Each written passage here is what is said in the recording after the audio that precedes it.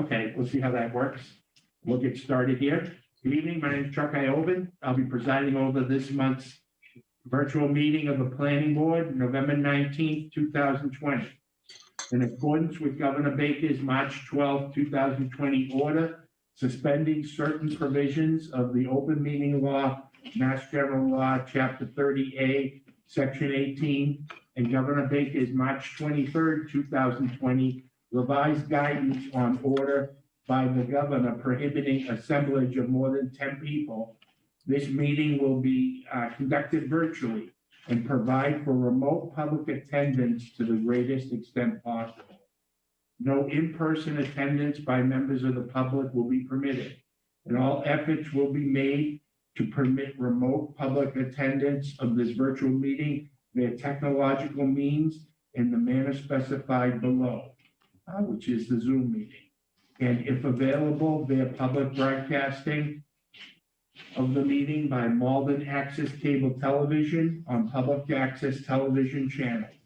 Public access will also be provided by posting draft minutes and or a transcript, recording, or record of the meeting on the City of Malden website at www.cityofmalden.org as soon as practical after the meeting. First thing we're going to do is we're going to take roll call. We'll start with Charlie Ferguson. Charlie Ferguson, Planning Board. Planning Board. Patrick Fitzgerald, Planning Board. Ken Antonucci, Planning Board. Chuck Iovan, Planning Board. Michelle Romero, City Planner. Eric McCush, Planning Board. Ed Hayes, Planning Board. Henry Susi, Planning Board. Eric Henry, Planning Board. I'd like to also remind everyone in the room here to please speak up as much as possible. We have a new camera and sound bar above the television screen, but we would ask that you make sure that you enunciate and speak clearly. Thank you. First order of business we're going to have is a joint public hearing with the City Council Ordinance Committee. Ken, if you could read the public notice, please. The Malden Planning Board and Malden City Council Ordinance Committee will jointly, virtually, and remotely hold a public hearing at 7 p.m. on Thursday, November 19th, 2020, to further amend the following sections of Chapter 12 of the revised ordinances of 2020, as amended, of the City of Malden as follows. 1, to establish a new residential use category, use regulations, and a definition for short-term rental, sections 12.12.030 and 12.32.060. And 2, to amend the current definition of family and rooming house, section 12.32.060. Full text of the proposed amendments, City Council paper number 261/2020 is available for public review on the City of Malden website,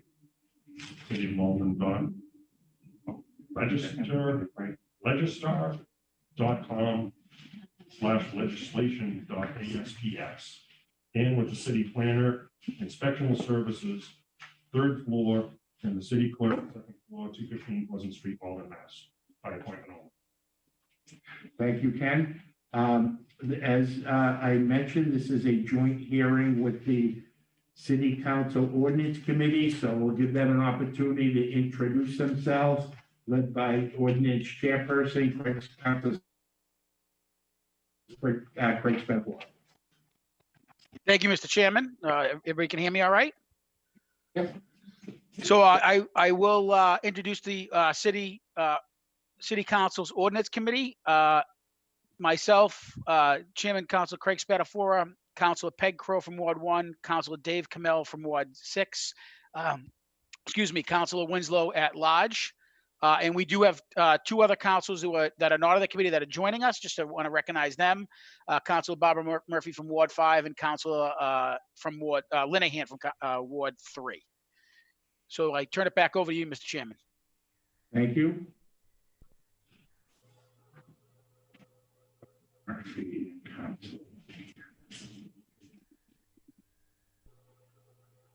Okay. Council Spatafora, do we need to take a roll call? What's that, Council? Does the ordinance committee need to do a roll call? Or, If you'd like to, you can. I mean, it doesn't really matter, but So Spatafore introduced everyone who was here that was on ordinance, so if you'd like to, you can lead off, Councilor Crowe.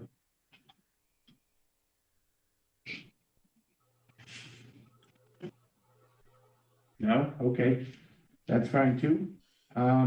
Okay, the paper that we have is Council Paper 261 hash 2020. What, is there someone who would like to introduce this? It's two components. One is short-term rental and the other one is definition of a pet. Council Spatafora, who will be presenting the paper?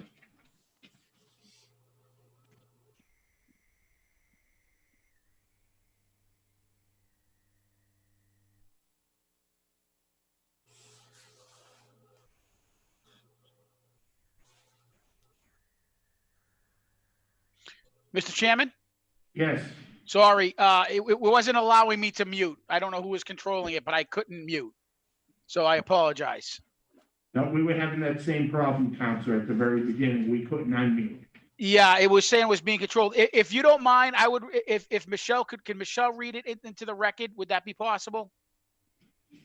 You mean the paper? Yes, please. Just so, because I don't, again, if my line goes muted again, I'd rather make sure it gets read into the record properly. Okay, and if we could just, Thank you.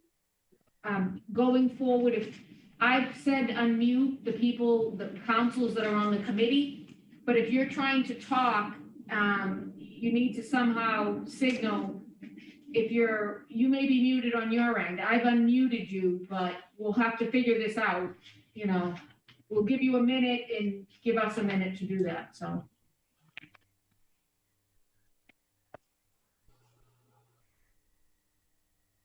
So the proposal is the first part of the proposal is to establish a new use category, use regulations, and a definition for short-term rental that will regulate the use of property for short-term rental for residential use. You all have a copy of that. It's called Attachment A. It's after the mayor's introductory letter. So the proposed amendment would amend section 12.12030, table of use regulations, to add a new residential use category with regulations. The new use category would be called short-term rental, and it would be prohibited in all zoning districts. The proposal also includes adding a definition, so that's section 12.32.060, to add the following definition. Short-term rental would mean an owner-occupied, tenant-occupied, or non-owner occupied building, structure or property or part thereof, which is not a licensed hotel, motel, or rooming or lodging house, or group dwelling, which is used for any residential use on a short-term basis, which is herein defined to be 30 days or less, whether through a rental agreement, lease, license, or any other type of agreement, and whether as a principal use or an accessory use to any other use. Any variance of any language of this definition shall be deemed to be a use variance and is expressly prohibited. So that is the first paper. I don't know if you want Do to. we take them up individually? Yeah, I mean, it's one whole paper, but I would suggest you discuss that, separately. Just, it's its own standalone paper. Okay. I mean, standalone set of amendments within the paper. Councilor Spatafora, did you want to add anything to that, or anyone else from ordinance want to add anything to what Michelle read?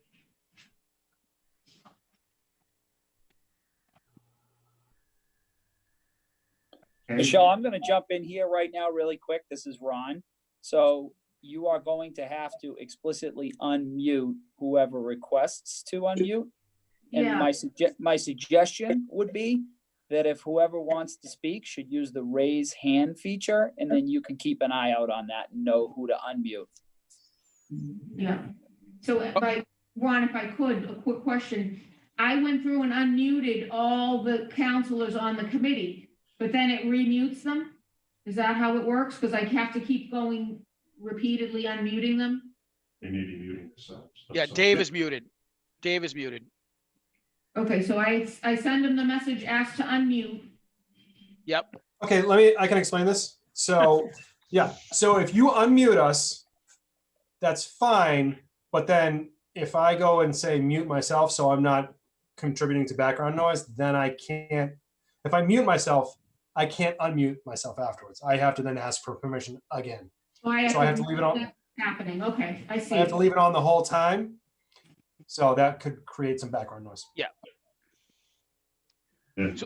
So that's what happened, Michelle. Exactly. I did the same thing. I put it on background so you guys don't hear anything from my side, and I got locked out again. So we can use the raise hand. I don't have a problem. I'd rather be safe than sorry with my kids running around. So I appreciate you reading the paper.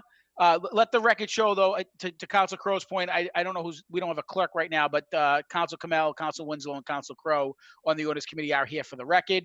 It is being recorded. I believe we would have to open up the public hearing. Is that correct, Mr. Chairman, before we just start this paper?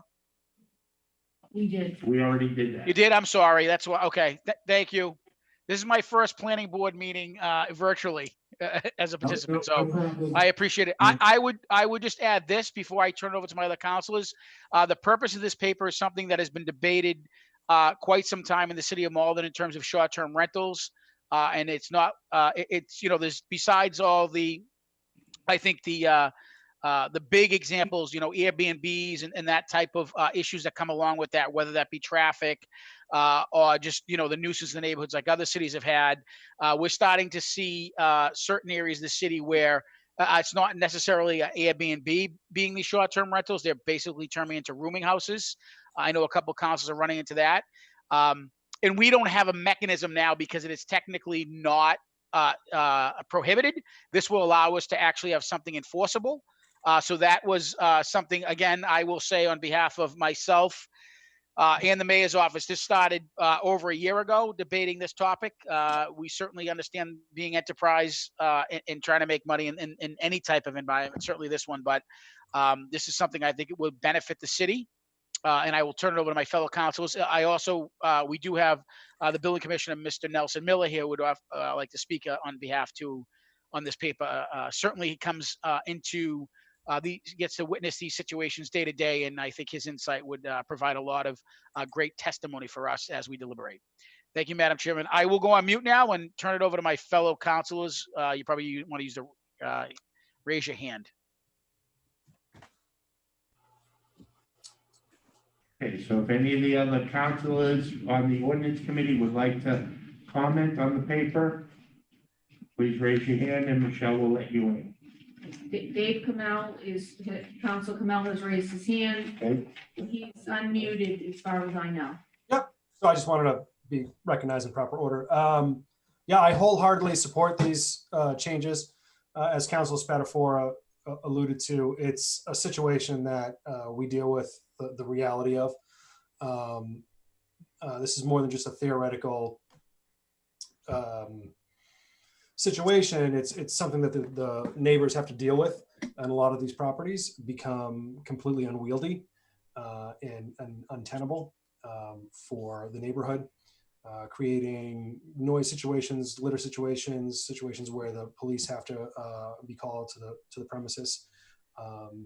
And then I'm talking very specifically about a property in my ward, and this kind of thing is going to help Mr. Miller be able to address these situations and help the city of Malden overall address these situations in a much better manner than we can right now.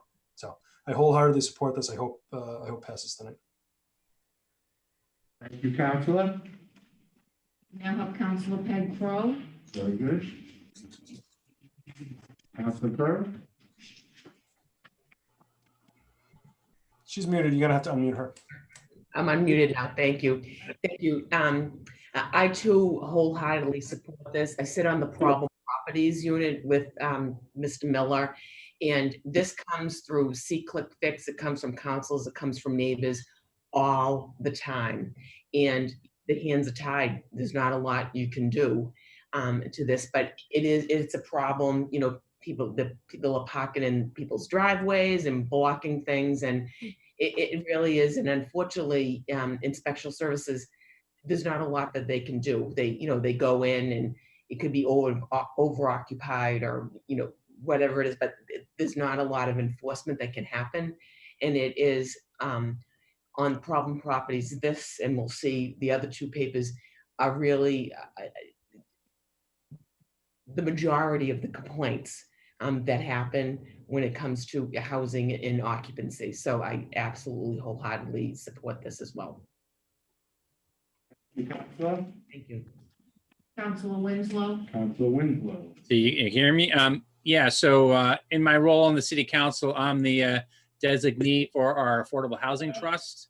And so, we know that it's been very hard to find places for families and individuals to live in Malden because of expenses, and promoting short-term rentals that sort of are pseudo hotels undermines the stability of people who have kids in school and are working in the community. So I think it's important. I mean, we have uses that are for temporary things.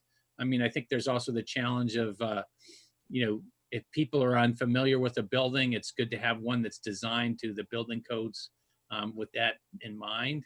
So I definitely am supportive. When a home is built to be a home for either ownership or rental for someone to stay and work in the community or have their kids go to the school, it should remain that. And that's what our zoning is intended to do. And I am supportive to make sure we have this higher level of clarity so we can do that. Thanks.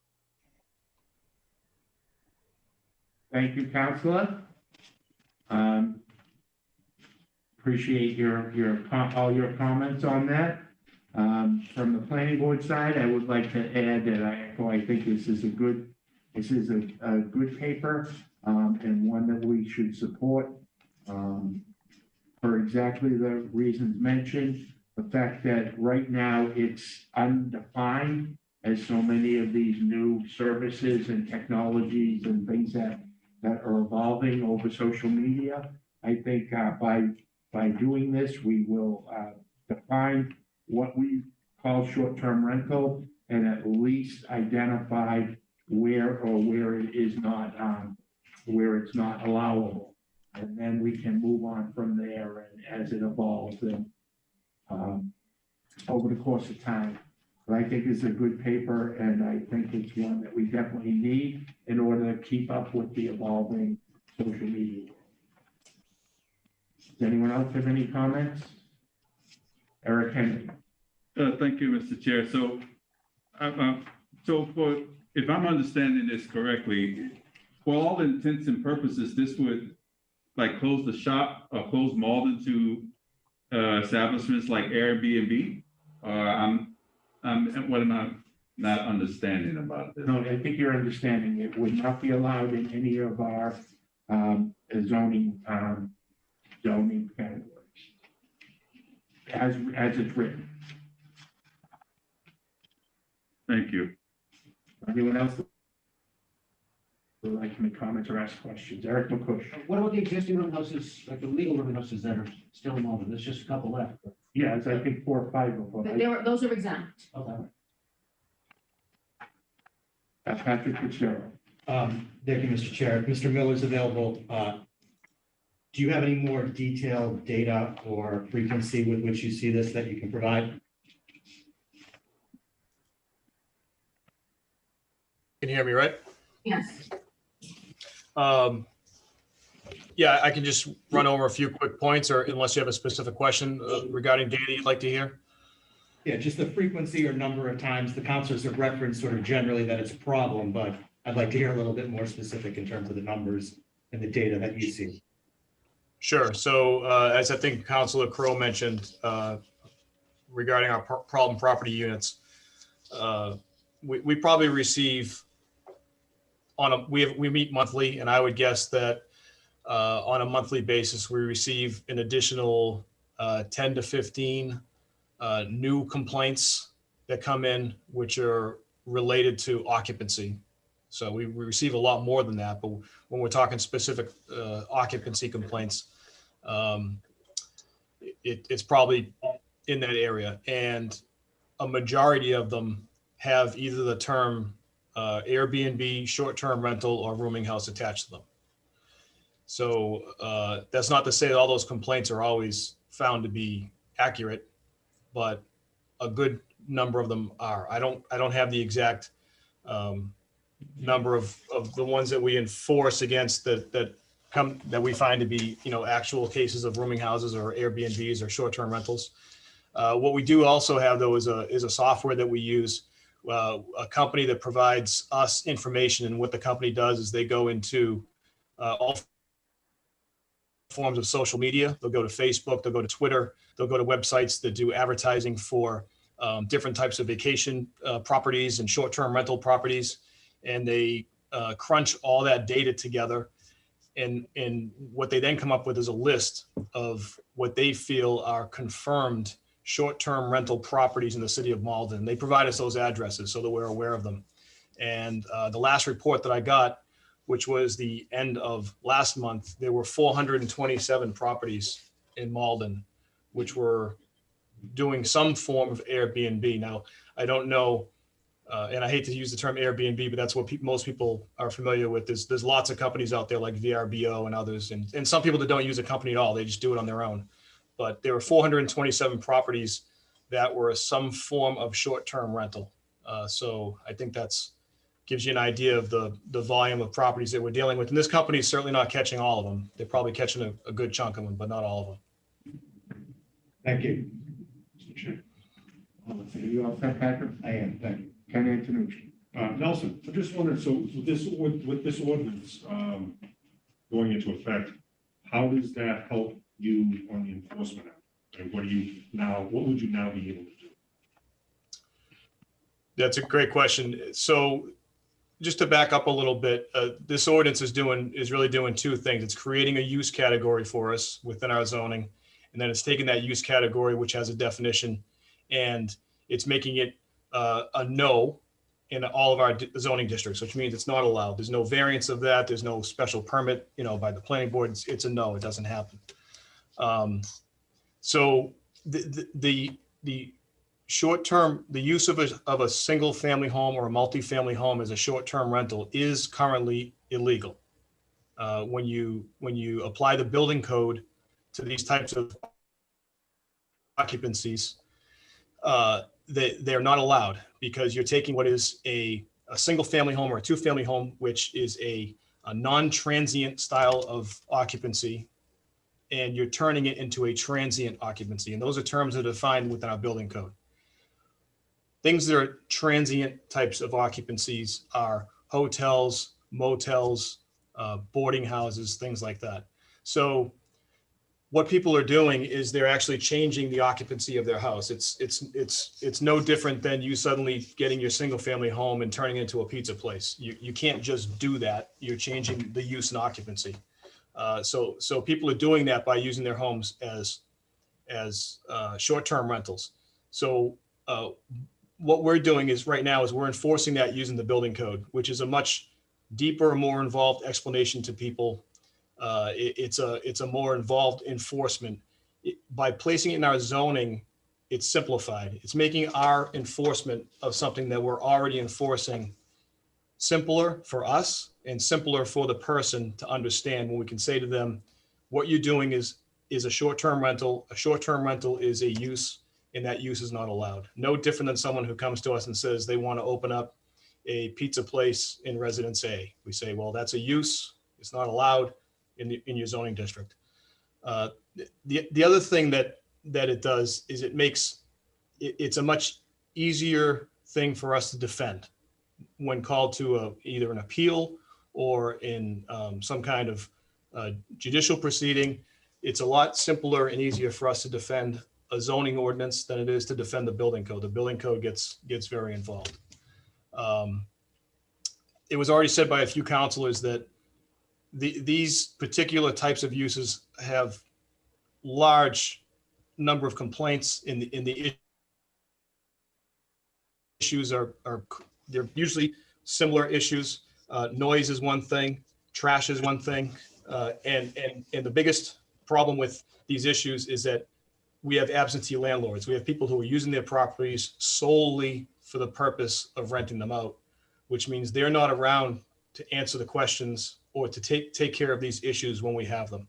So there aren't a lot of these types of properties where the landlord is present and they're able to rein in people who are visiting from New Jersey or Texas and decide to have a party at their house, and the police get there at 1 o'clock in the morning and they leave all their trash out on the sidewalk the next day, and their trash day isn't for another 4 or 5 days after that, which, believe it or not, happens all the time.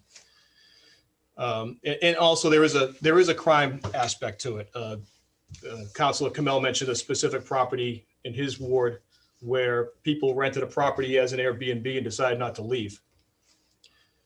And now we have people actually squatting inside a home and a homeowner that can't get rid of them. So there are a variety of different issues that arise from these types of properties. We've been enforcing against them as best as we can.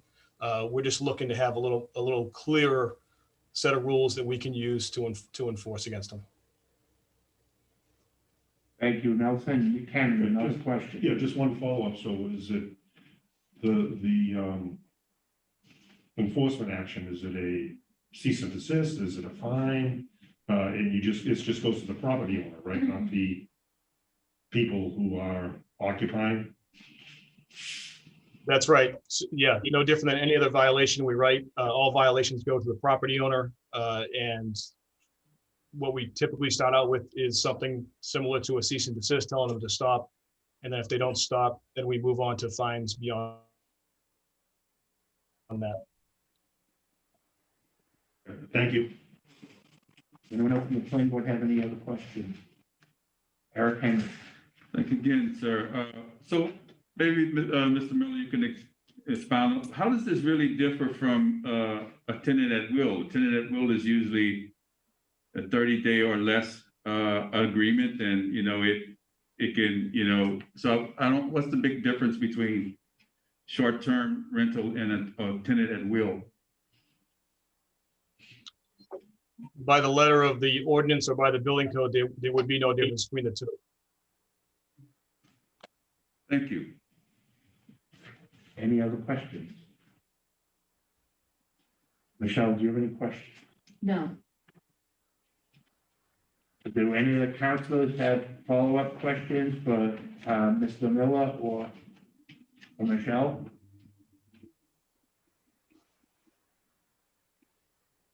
No. We're talking about the ordinance committee. Yes, the ordinance Yes, committee. no, nobody. Okay, so there's no other questions on this paper, what we'll do is we will first entertain those that would like to speak in favor of this paper. So if there's anyone on the Zoom call that would like to speak in favor, please raise your hand and we will let you in and you can make your comment. We have Councilor Barbara Murphy. Very good. Councilor Barbara Murphy, welcome. I'm sorry, I couldn't get my hand down in time. I'm against, so I will wait till the against portion. Thank you. Okay, thank you. Is there anyone else that would like to speak in favor? Anyone in favor of this petition? So a vote in favor would be to limit the short-term rentals in all our zoning categories. And to create the category with the definition as proposed. Right. So anyone in favor? Anyone else in favor? I don't see anybody raising their hand. Okay, do you have anything to read in favor? Well, I do have the letter from the mayor that introduced the paper, which I would consider to be in favor. Okay, you can read that, please. Into the record, it's dated September 8th, 2020. It reads, "Dear members of the city council, I respectfully submit to you two ordinances revisions for consideration, which I believe will be instrumental in addressing numerous citizen complaints that we've received by way of our problem properties unit. We believe these proposals will also play a small but immediate role in providing affordable housing solutions for our residents. The first revision creates a new use in our zoning table of use regulations called short-term rental, and to not allow that use in any district within the city. Short-term rentals are currently not allowed in the city by way of regulations contained within the Massachusetts State Building Code and City of Malden ordinances. The combined interpretation of these regulations provide enforcement that, while accurate, is cumbersome to explain and difficult to understand. The creation of this use within our table and disallowing it in all districts will be easier for property owners to understand and will provide city officials clear and easily defendable enforcement. I'll stop there because the rest of the testimony has to do with the second part of the paper, so as not to confuse people or complicate it. And then it just goes on to say, our building commissioner Nelson Mills prepared to testify on the changes and answer questions. Thank you for consideration. Sincerely, Gary Christensen, Mayor. Okay, terrific. Has anyone else decided they wanted to speak in favor? Okay, so we're not seeing anyone. But Councilor Murphy, was that you? Yes. Yes. Can you hear me? Yes, we can hear you. I'm sorry. I guess I'm doing two things at once and I missed. I thought in favor was opposed to it. So yes, I am in favor of the paper. I'm terribly sorry for that confusion. You know, as the Ward 5 counselor, can everybody hear me? Yes. Okay. As the Ward 5 counselor, I've dealt with this a number of times. It is, I consider myself a counselor who deals with quality of life issues for our constituents. And probably the biggest quality of life issue that our constituents, or at least my constituents in Ward 5 face, is having a neighborhood that's a neighborhood where they know the people who are living next to them. And, you know, whether it's a rental tenant or an owner, a rental tenant is usually there for a year or two. They basically have some impact to the community. They put some stakes in the ground. You know, an owner obviously definitely has stakes in the ground and they live there and they become part of the fabric of the neighborhood. When you introduce short-term rentals, you change the dynamic of the neighborhood. And that is something that's very difficult for our citizens, our folks who live here day in and day out, 365 days a year have to face. They do not appreciate unknown folks coming into their neighborhood en masse and changing on a 30-day basis. It's a difficult situation. You have a number of different cars that come in associated with these short-term rentals. That don't really understand the neighborhood, where to park, how to be a part of a community. So, you know, I would say from the residents that I know who have dealt with short-term rentals on their streets, and I do, like Councilor Cannell, have a number of them, okay? It's a problem for them, and they would really like to see us enact this particular piece of legislation. Parking has not come up in the conversation that I've been listening to, but parking is, as we all know, in the city of Malden, a huge problem. Okay, it's a problem on main streets, it's a problem on side streets. Our city was built before the, you know, appearance of multiple cars per family member, and to add short-term rentals coming into our environment, I think is, you know, a disservice to the folks who live here. I understand that some folks might be gaining a revenue from that, but as you just heard Mr. Miller speak, majority of them are not folks who live in here. These are rental incomes, they're businesses. They are not people who are the kind of the bread and butter and the bones of our society here in Malden. So I am totally in favor of this. I would hope the planning board would vote with us. Thank you. Very good, Councilor. Thank you very much. Is there anyone else that would like to speak in favor? No one else in favor? Seeing and hearing none, declare that part of the hearing closed. Is there anyone that would like to speak in opposition to this council paper? In opposition, so you're not in favor of the definition or limiting it in malls?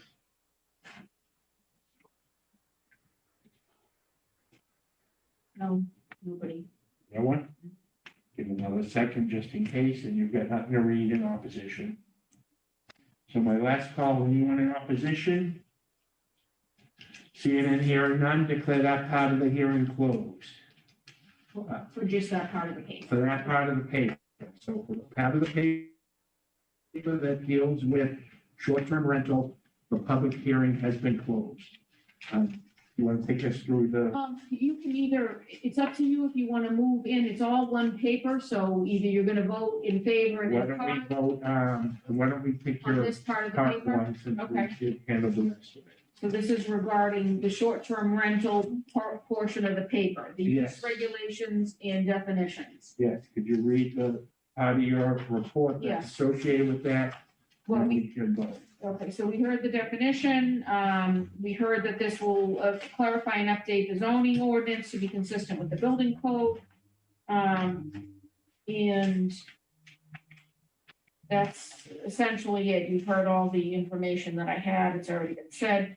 So your review, or excuse me, application and exemptions, the amended ordinance would apply to new lots and new buildings, construction and use of existing buildings on existing lots unless exempt per state law, our local ordinance, or the subject of a special permit that was issued prior to the first publication and notice of this public hearing, which was October 30th, 2020. There are none. Or land, part of an approved and endorsed, approval not required, definitive subdivision plan. The effective date of will be the council's vote to ordain the amendment. Standard review, your review and recommendation of the proposed zoning changes should be directed by subject to planning objectives, community need, and general welfare. You are holding this joint hearing. You will make an advisory recommendation to the city council. The council will receive the recommendation. It will then be, typically is then referred to ordinance committee for further discussion. And then the ordinance committee typically makes a recommendation out to the full council. The full council would need to vote to ordain this. So this, again, is for an advisory recommendation that you would make to the city council. The recommendation is that the planning board recommends to the city council approval of the amendments regarding short-term rentals as submitted. Okay, anyone have any questions, Michelle? Patrick Fitzgerald is the winner. Thank you, Mr. Chairman. Michelle, I see three distinct issues here. Is this to recommend what's been proposed as a whole? Or, like I said, I see adding the use category of short-term rental, the definition as proposed, and then the regulations Yes. as three separate issues. This is the whole, my recommendation is to recommend all amendments, all three of those amendments. Establish the use category, the use regulations, and the definition. So that is the recommendation. That's what the part of the paper we're dealing with. So that recommendation is to recommend approval of all amendments proposed regarding short-term rentals. But we could we potentially recommend 1, 2, or Yes, all three of those? yes. You could recommend all or in part, or recommend amendments or revisions. Yes, you have different options. You all set, Patrick? I am, thank you. Eric Henry.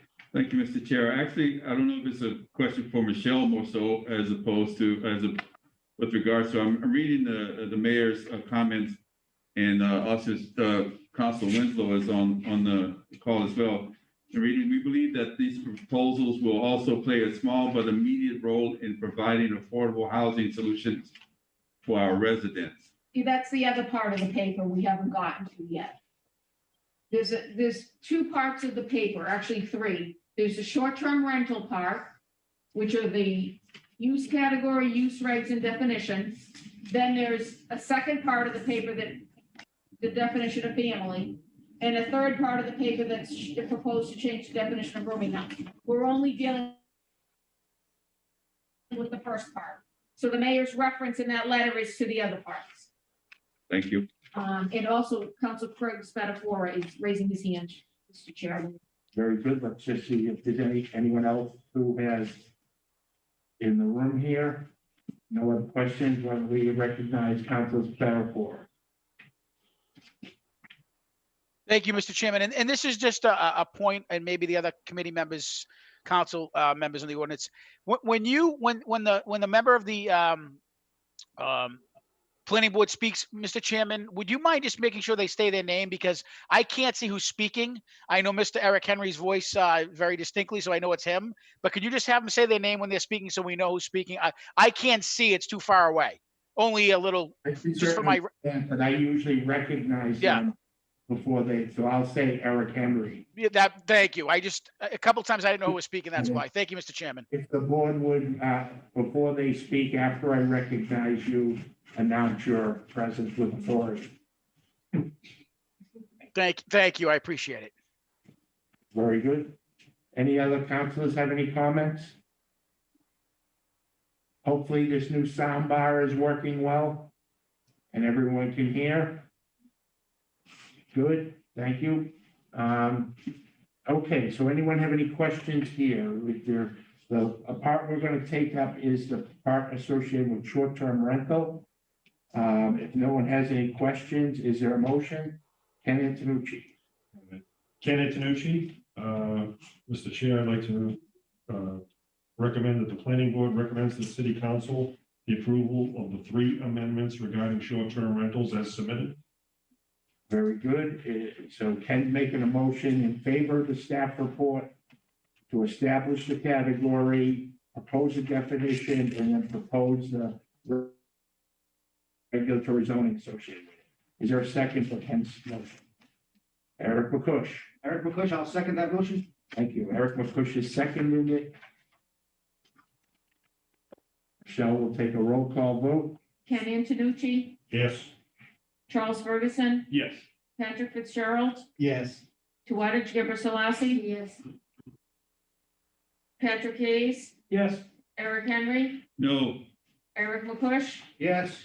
Henry Susie, Yes. Charles Iovine. Yes. So that part of the paper has been passed 8-1. 8-1, I will make the recommendation, noting the vote 8-1, that you're recommending approval to the city council of those 3 amendments in paper 261. Thank you.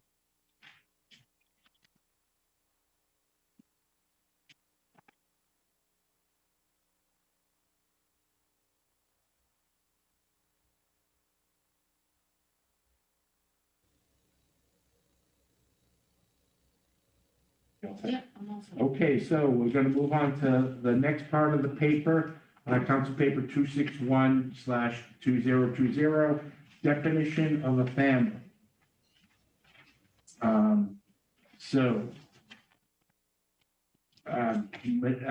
Mr. Miller, would you like to introduce this next section, definition of a family?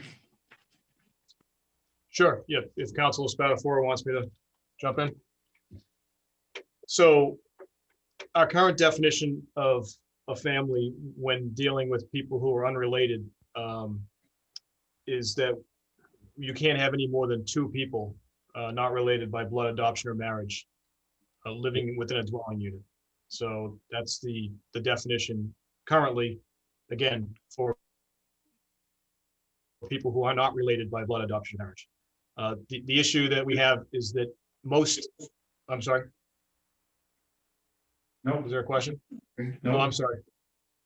So the problem that arises in the enforcement of this is that most other regulatory codes or that we deal with define a lodging house as 5 people or more who are not related by blood, adoption, or marriage. So what this creates is a gray area when you have 3 or 4 people who are not related living together in a dwelling unit.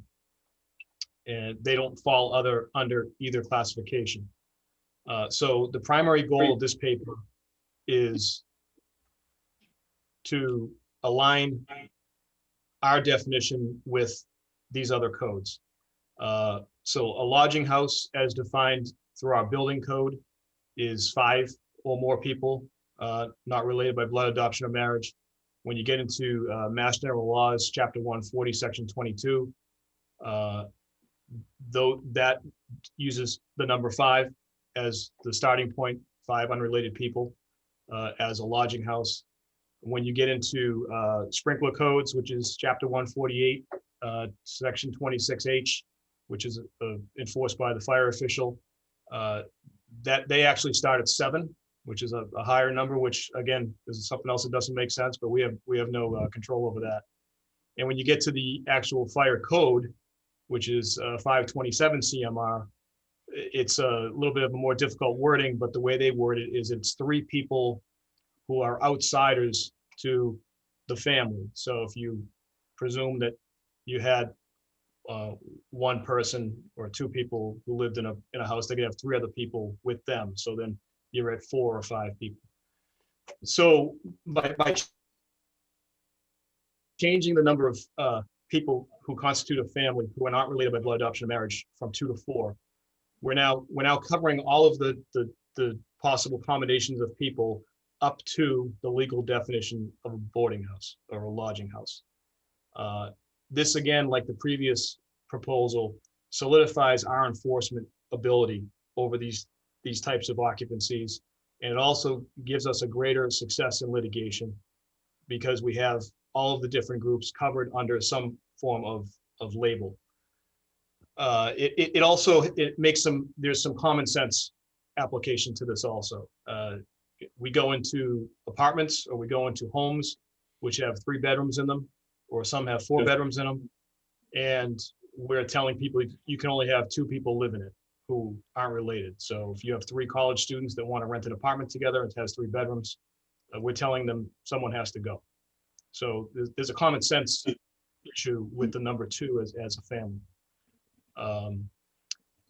The common question or concern that comes up with changing the number of people that are allowed in a dwelling unit is over occupancy. And we all have to remember that the number of people who can live within a dwelling unit are still limited by other codes. So changing the number to 4 doesn't mean every single dwelling unit in the city can suddenly stick 4 people in it. Occupant load is still controlled by other rules and other codes that exist within the sanitary code, enforced by the health department, and within the building code, which is obviously enforced by my department. And those have to do with minimum square footages for a particular type of room, minimum square footages per occupant, minimum ceiling heights, light, ventilation, and things like that. So this doesn't automatically just open the door up for sticking 4 people inside every possible apartment or house that exists within the city. The dwelling still has to be the appropriate size to accommodate the people living in it. It also doesn't legalize any illegal units. It doesn't legalize any unsafe conditions. It doesn't allow people to live in basements like we find now. It doesn't allow people to live in unfinished attics or put padlocks on their bedroom doors or live in garages, which, believe it or not, we run into also. So all of that still remains illegal, unsafe, and enforceable by us as far as a public safety measure goes. And then it's been mentioned about the affordable housing component. There is an immediate result of this that will benefit affordable housing. First of all, you're dividing living expenses over a greater number of people. If you're able to put 3 people in a 3-bedroom apartment, obviously, you're dividing your monthly bills, your rent, your living expenses amongst 3 people, as on top of opening that 3rd bedroom up to someone who could actually use it. And something also to remember about these units is these units are already currently available to groups of this size. We're just talking about people who aren't related. If you have a 3-bedroom apartment, a family of 4 could move into it, provided it's big enough to support a family of 4. So it's not as if these units would be restricted to 2 people no matter what, whether they be married, brother, sister, or college roommates. These units are still available to groups of the size. We're just making them available to a larger number of people, which should have some form of impact on the housing supply. So that's pretty much my summary of it. If anybody has any questions. I actually have quite a few, Mr. Miller. You just ended saying that it wouldn't prevent the family from moving into these larger units. How many, in your example, promoting it, you said that there were apartments out there that had 3 or 4 bedrooms and can only have 2 people, unrelated people living in it. How many of those are out there that are being underutilized versus renting that same unit to a family that could utilize all the bedrooms and things of that nature? Do we have any sense of what the split is and how that would be alleviate the housing problems that we might have in the city? No, obviously, it's impossible for anybody to know that. We don't have any kind of records of the exact occupancy or number of people living in every, apartment or house within the city. So I certainly couldn't tell you what the breakdown is.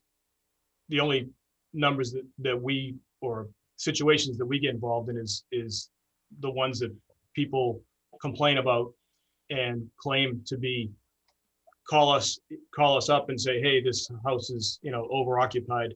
And then we deal with those people specifically. So no, I have no idea what the breakdown is. We don't know how many are underutilized in the city in the fashion that was described. No. Does anyone have any sense what passing this, doubling the number of unrelated people will do to the density of the city? And what my main concern about this whole piece of the paper is the ramifications on the density of our existing city and on off-street parking, on-street parking, traffic, utilization of our services, and all that. I'd like to get a better understanding of what we're creating when we adopt this. Because you said we those that are scofflaws and already in violation, we have no way of tracking them unless they're reported. And this won't impact them. Those that are going to do illegal things are still going to do illegal things. I'm curious what the expectations are by adopting this and how much more dense our city is going to become over what it already is. Well, I think that what it allows, again, is for the proper utilization of dwelling units to their capacity, to what they're intended to be used for. So to use the example again of a house or an apartment that has 3 bedrooms, neighbors complain about it. They say it's overoccupied. We go into it and we find out there are 3 people living there and they're 3 friends. They're not related in any way. So we say, okay, someone's got to go. Well, typically what happens is they all go. Well, they all go. A family of 6 could move in there, or a family of 4 could move in there. So it's not like we're looking at properties that are assigned to 2 people living in them, and we're finding 3 and we're making someone leave and keeping it at 2.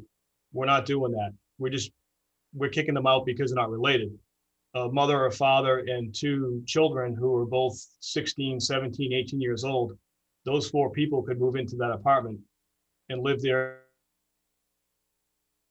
lawfully. So what's the difference in density? To me, you probably might have a higher density with a family of 4 than you would have with the 3 friends. So I think that's a tough thing to put a number on, because you'd have to know the exact situation of every single one, and then what the exact outcome is going to be when the occupancy of that unit turns over. Yeah, no, I agree with you. I agree with you 100%, but we have such little control over knowing what's in any of these units and controlling it and forcing them to do anything, that it just makes me very leery of increasing the amount and ending up with more traffic, less parking on our streets, more utilization of our resources, things like that. But I agree with you. It's you can come up with 100 examples of in favor or against, I think, as far as this goes. But thank you very much for answering my questions. Does anyone else? Ken, you had a hand up. Ken? Yeah, so Ken Antonucci, Nelson, just a question. So I just want to be clear. So you did mention, I believe, that the fire code says that it's 3 people in addition to the family. So similarly, the Malden ordinance would also be interpreted that way, right? So it would be 4 unrelated, but it could be 4 unrelated on top of, the people that are related. Yes, that's accurate. Yep. And like you said, the other ordinances and rules and regs would control the total number of people that could actually be living there.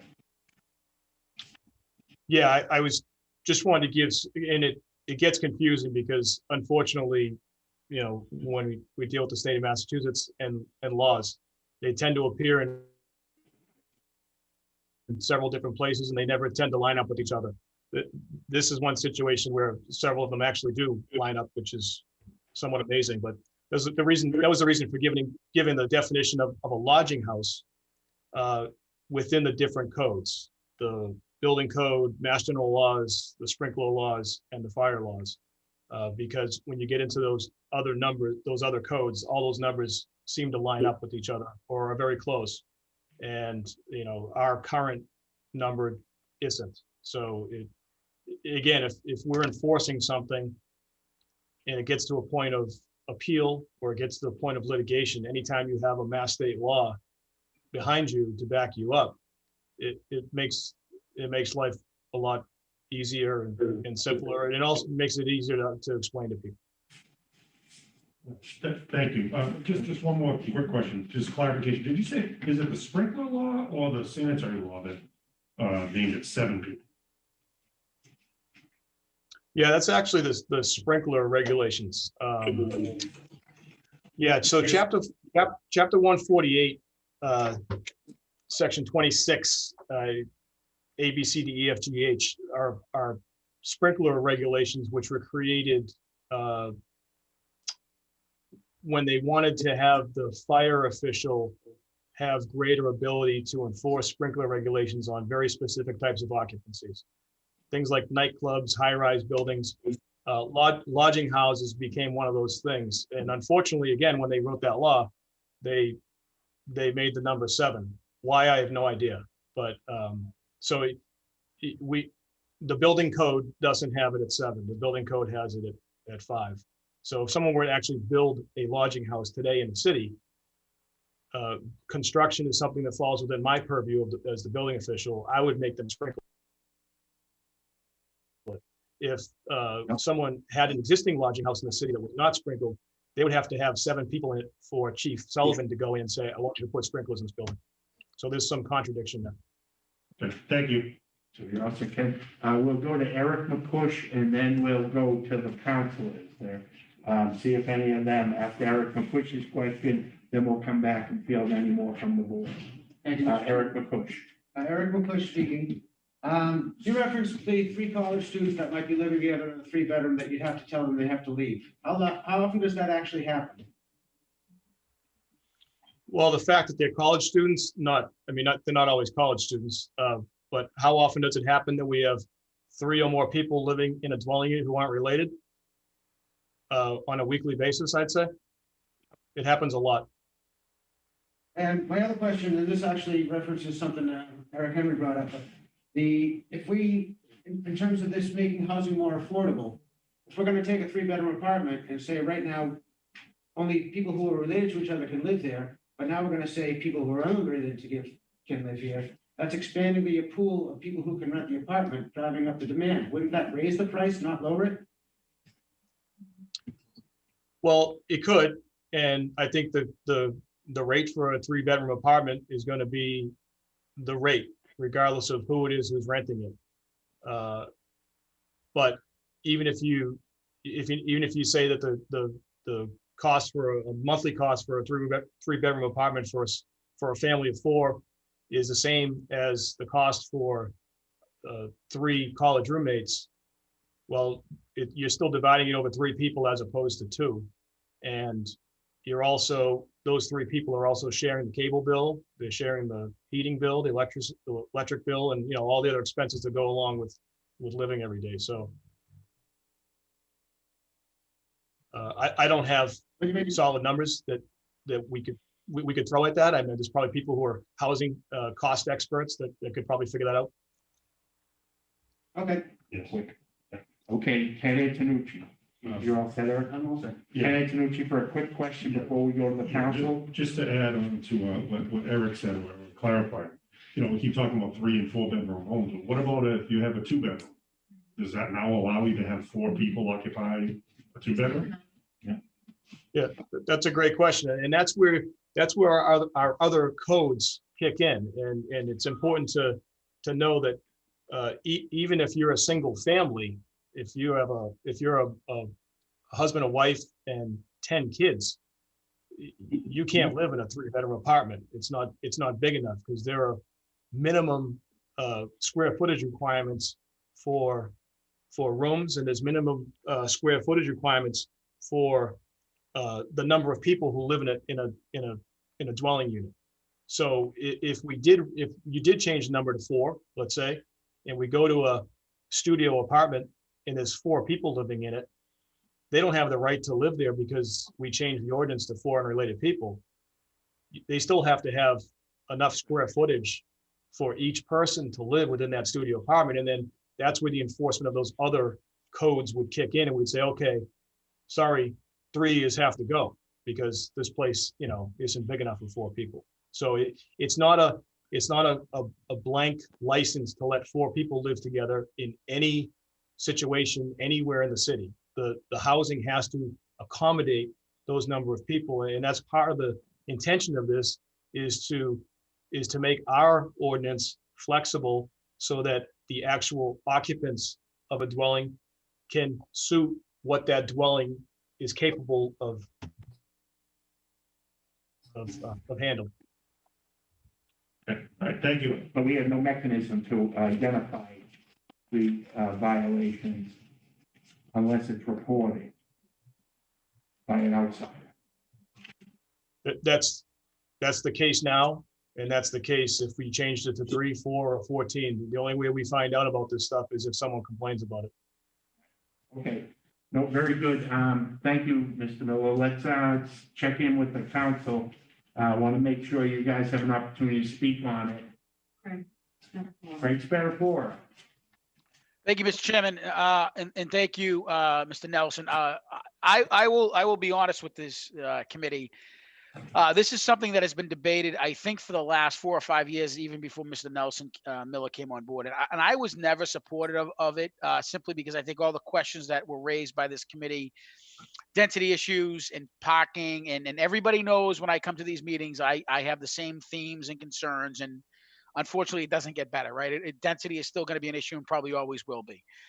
The reason why I have taken Nelson's side, or at least support the mayor's initiative on this is one is I believe in wholeheartedly Mr. Miller in terms of what he's trying to do to the city and understands the value of having quality of life for our residents.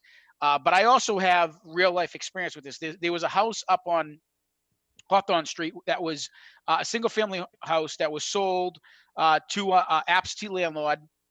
It was a beautiful house and had a pool. So it was a beautiful, beautiful house. It was rented out to 6 college students. 2 of the college students were dating, so they shared a bedroom. It was actually a legal 6-bedroom house. They had enough square footage to have 6 bedrooms. The complaints out of there was not necessarily the amount of people living in there, but it was the noise. They were having parties. They're college kids. They were having parties. They were parking on the street. And the only way we could fight them is because they weren't allowed to use, we couldn't get them with the sprinklers. And Kate Fallon, the attorney, we tried to take them to court. We lost because the state law and our law did not match. And Mr. Miller mentioned when the state law supersedes ours, we're going to lose that case. And they were smart enough to do that. And the only way we were able to harass them, because that's what I did, is they were parking their cars that were not registered in the city of Malden on certain areas that were permit parking and other areas that were not. They were parking to the corner, and we used our traffic enforcement to basically tell these kids, listen, you got too many cars. We don't want you. You got to leave. The owner ended up selling the house. My point here, though, was we did not get them out using this rule because we would have lost in court because of the unrelated parties. The second obstacle that I ran into a couple weeks ago was we have a large ethnicity group in Malden, which is fine. it's very hard for us to determine who is related and unrelated. I would probably look to Mr. Miller. I heard that comment on a house that I had a problem on. We can't prove or disprove that they're unrelated. They all had similar last names, if not names, and we just don't have the manpower and probably the time to really enforce that. So to Mr. Miller's point, the square footage by the Board of Health standards certainly put some controls in there, but the idea that this will increase, I think it might increase a little bit, Mr. Iovan. I'm not going to sit here and say it won't have a little bit of a negative increase, but I don't think it's going to be drastic because they're doing it now. They still have to go by the sanitary codes. So I think by us matching the state requirements, it gives us a little bit more battle when we do have unrelated parties that we can prove to go to court with and actually win those situations. And the third and fourth point, which I do, Mr. McCush, you mentioned, does it really drive down affordability? I don't know, because I know I own a couple of investment properties. I put in my lease, the rent is based on the number of occupants, based on the number of bedrooms. I know not every landlord is like that, where they sell it per occupant and they get their money. Where I think it could help is, you're right, they're sharing utilities, they're sharing cable bills. So that is a big, especially with heat, that's an expense that shared multiple ways, outside of a family, may make it a little bit affordable. I don't think it's going to have a big impact because unfortunately capitalism in the way Malden's located inside the Boston belt, you look at other communities that have this, Cambridge, Somerville, those rents are anywhere from $800 to $1,200 a bedroom. But it might be a byproduct, and that's always good to have. But I do support it with some reluctance. But if it gives our code enforcement, our building inspector, our Board of Health, problem properties unit, at least the ability when they are unrelated and over that number, we can fight. I think it's worth doing. Thank you, Mr. Chairman. Thank you, Counselor. Peg Crow and Steve Wenzel. Peg was first. Okay, Peg Crow, Counselor Peg Crow.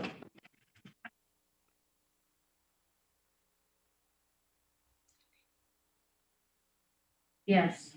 Okay, thank you. A number of years ago, actually, I introduced this paper, and as Council Spatafor says, it's been kind of batted around quite a number of years, and there was no appetite for it then.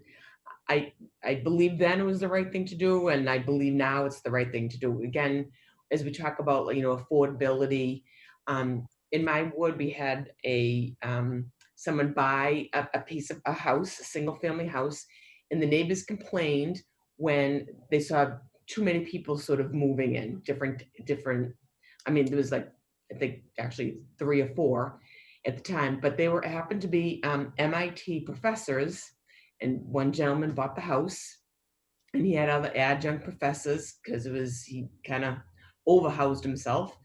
But because, the neighbors had complained and there was, nothing he could do, he had ended up having to sell that house. Now, I do think he did the best that he could. He just couldn't afford it anymore.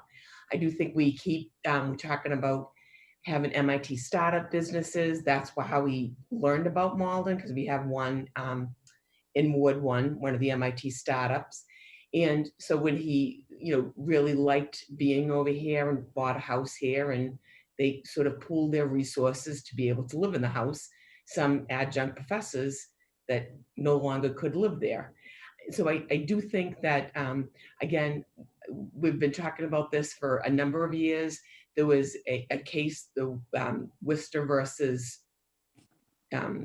College Hill, and they lost because there was a couple of students that lived in a house, and, it was against the renters, and actually Worcester lost that case. And we've been talking about this for a number of years, saying if we go to court, we're going to lose because we're not in agreement with any of the other building codes. So I do believe that this does help the affordability because, you have some people that want to buy a house, and until they really build up their portfolio and their job situation, it'd be nice if they bought a little house and was able to have a couple of roommates. And really, again, like Councilor Murphy had said, laid some stakes down. And so I do think it's the right thing to do. And I do think it keeps Malden a little more affordable, and hopefully that you have people that are living in the house, have a couple of roommates, and contribute to the community. So I'm in favor of this. And by virtue of that, the definition of rooming house, it would be a necessary upgrade as well, so that we don't have a gray area any longer, that we do have a clear set of rules. So thank you. Thank you, Council. Is there anyone else that would like to speak? Did you say Council Winslow? Yes. Council Winslow. Yeah, no, I appreciate the mayor and the building inspector bringing this forward. I mean, having been involved in some, enforcement during my time as an attorney, that, having some clarity and rules really helps from that point of view. So clearing up the gray areas is very helpful. I also think, I come from a family of 12 children. We had a 6-bedroom house. People don't have that big a family anymore. And our housing stocks, at least some of it was, made for that level of family. And so I think that's one of the things. Our household sizes are down. Young people, people don't get married in their early 20s. People are staying single until their late 20s or 30s. So there's a lot more people living a lifestyle where they're having roommates for longer. So and I do hear from younger people in the community of really wanting to have options that work for people of their age group, to have the flexibility. So I think this is modest. I think also my perspective, I always realized, like, after college and my friends who got in roommate arrangements, I always said that, like, 3 or 4 roommates is what you can have. That don't go for any arrangement with 5, because it was always very difficult. That 5th roommate was the person who drank all the milk and didn't pay anything. So I think this is a sensible thing that, for young people, in their 20s and 30s, that, giving them an option of being on their own. And, I think it's a very modest thing, in neighborhoods that already had that density in the past. So I'm supportive. I think this is a modest step. So I am supportive. Thank you. Thank you, Councilor. Are there any other councilors that would like to speak?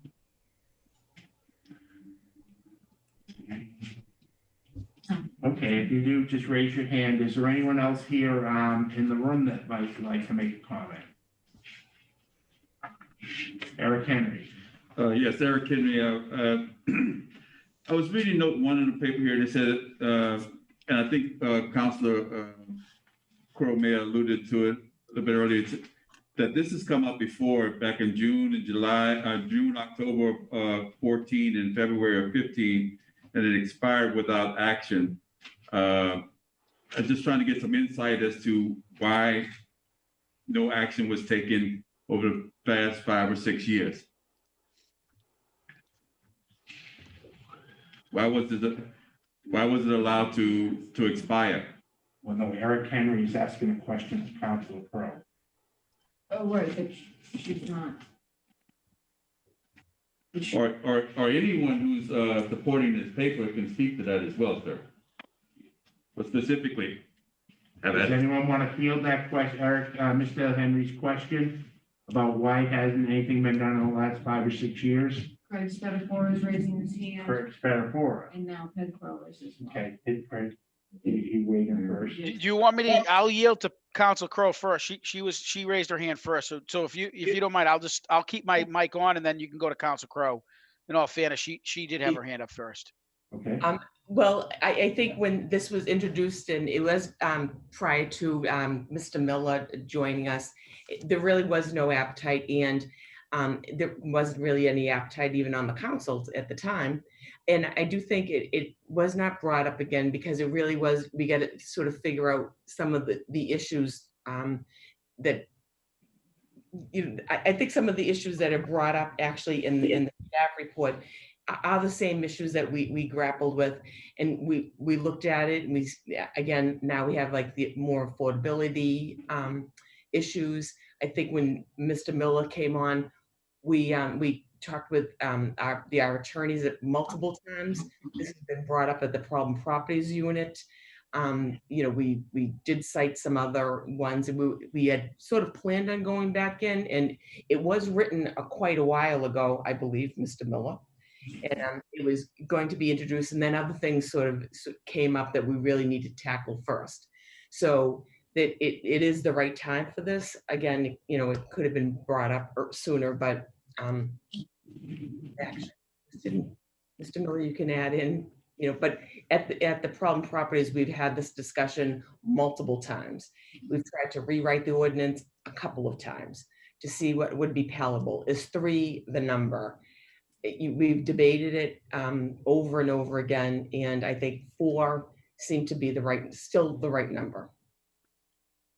Yeah, and if I can speak, I would echo Councilor Crow's at least thought process on that journey, how we got here.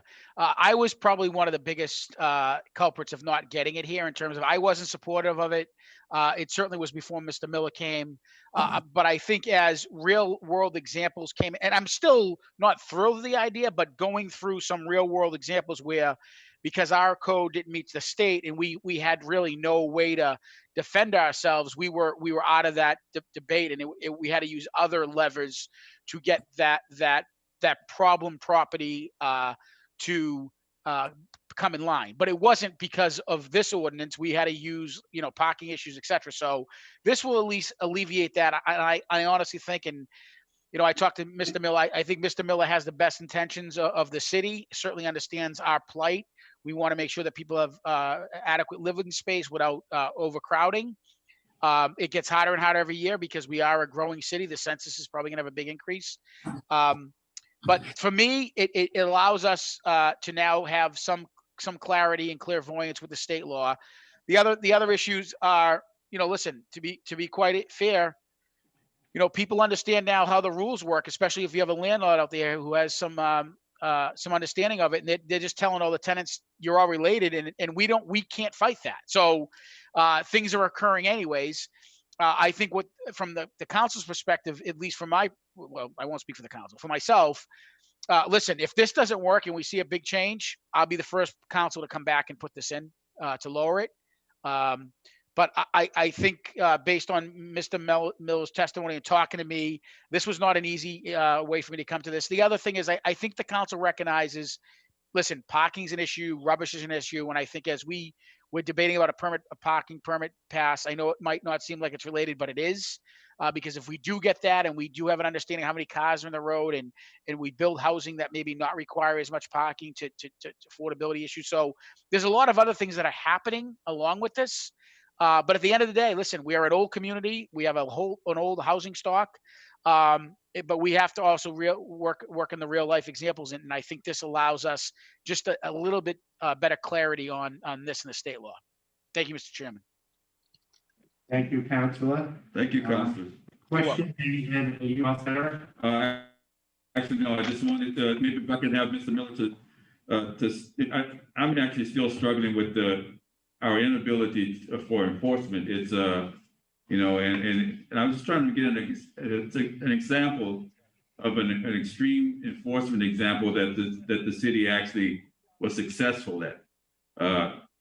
It seems to me that the solution is that the landlords, the owners are eventually forced to move or to sell their properties. And that does not seem to be an adequate solution to me. But is there other examples other than the owner having to sell their properties? Other kind of resolutions to that we see, Mr. Miller? Selling a property is definitely one solution that some property owners, that they take reluctantly. And a lot of that typically comes down to affordability. A lot of people unfortunately go into real estate transactions expecting to be able to do one thing. And then when they find out that they didn't do their homework and a city's ordinances or rules don't allow it, suddenly they're in a bad financial place. So selling it is one way they take care of it. Another way that they deal with it is ignoring the enforcement, which causes my staff to continually go out to properties. There are properties that we go to all the time, that appear all the time on our problem property reports that come out on a monthly basis. And then, to kind of piggyback on the prior paper, property owners will resort to short-term rentals, to fill rooms, to get people in and out. There's a higher profit to be made on the short-term rental than it is a person who lives there on a monthly basis, because they can charge a higher, a nightly fee. So they resort to that, which may solve their problem, but just creates a different problem for us to enforce. Thank you. I basically just, I can say that I'm pretty much in favor of raising the numbers. It's definitely coming in line with the state's interpretation of things, but I'm really struggling with this part about affordable housing aspects of it.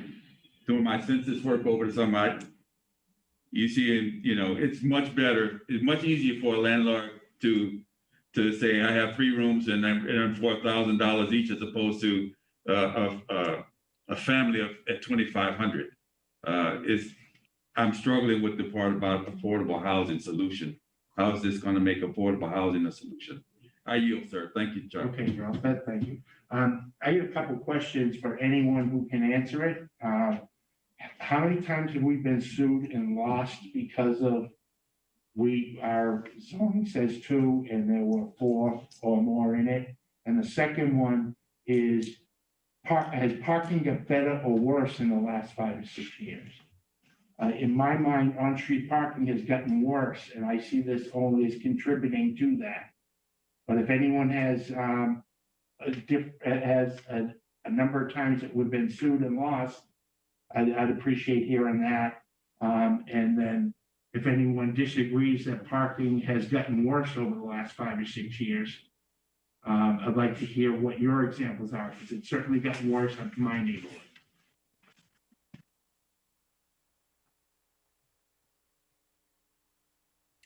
Well, I'll just say, I'm not sure how many times we've been sued and lost. Unfortunately, I didn't get that information.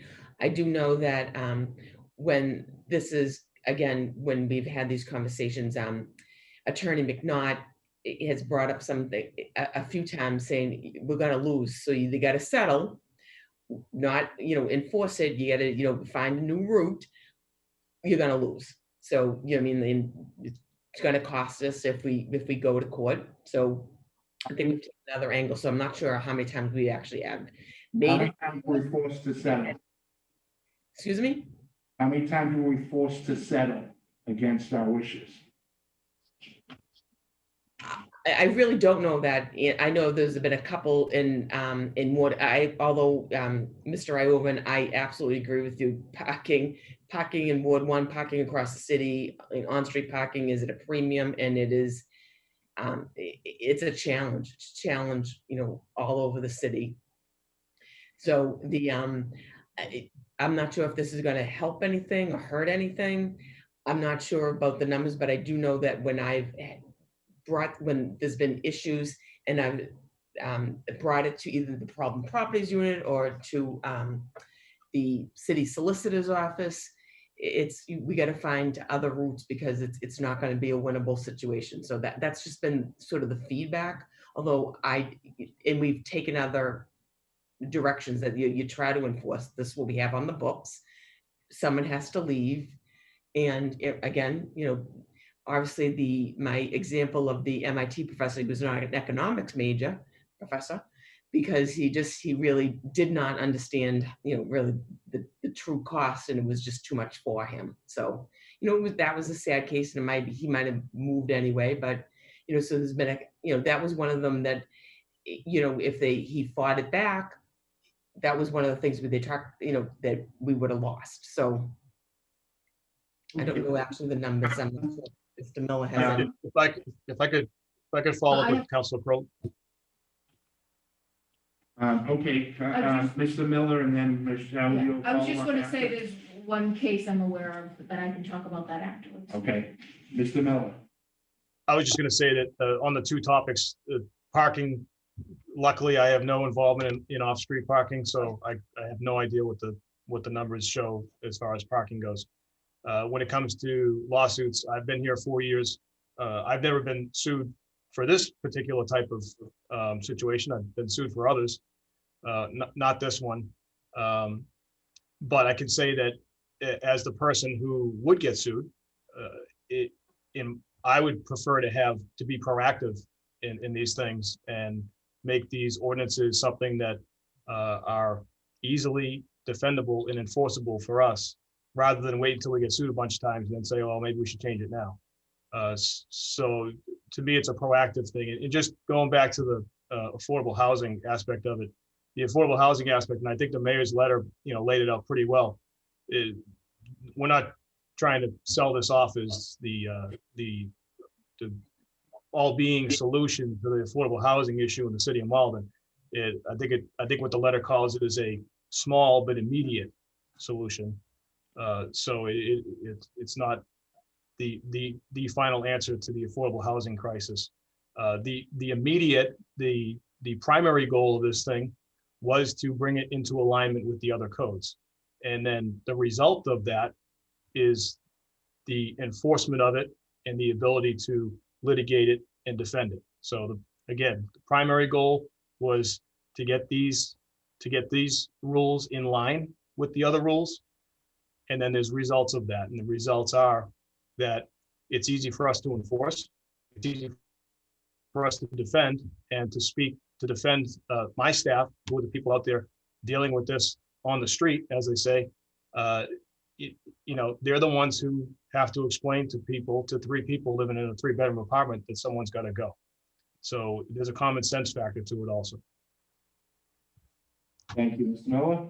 Michelle, did you have anything? Yes, I had couple comments to the question. I've been here almost 20 years and I've been involved in all the zoning amendment changes that are proposed with this board, considers them all. The one case that I'm aware of where it was brought to litigation, I believe, is the one that Council Spatafor is talking about. And the Worcester case was referenced. And I do believe that case settled. We did settle out of court on that. That's the only litigation that I'm aware of that specifically had to do with this type of enforcement of this particular zoning ordinance. It wasn't a rooming house. It wasn't a boarding house. It wasn't a overcrowding situation. It was weren't locks on the doors. It was very specific. It was a single family property with multiple bedrooms that was being used by multiple unrelated individuals. That is around the time 2014 when this got brought up for the first time, came before this board. So that's the only case I'm aware of. That doesn't mean that's the only case there is. But in the years I've been here, this isn't typical. Anything to do with zoning litigation, I'm typically, involved, contacted about to provide records or whatever. So I wanted to mention that in response.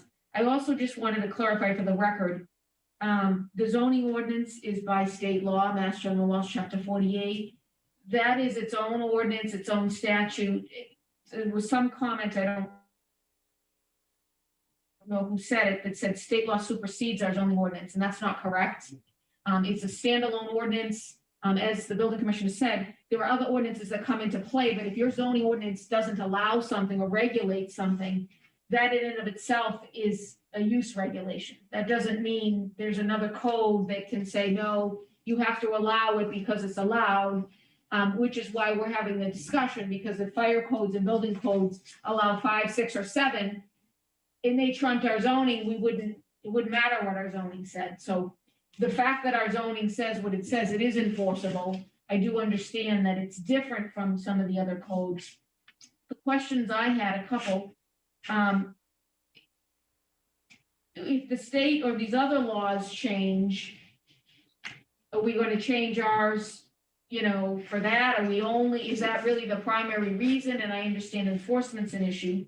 I'm not sure why we would necessarily go to 4 as opposed to 3 to start off to see, is there an impact? If we've heard, we don't know what the impact is. But I also had a specific question. the building commissioner referenced in the last part of this hearing, there were 427 occupancy complaints for PPU.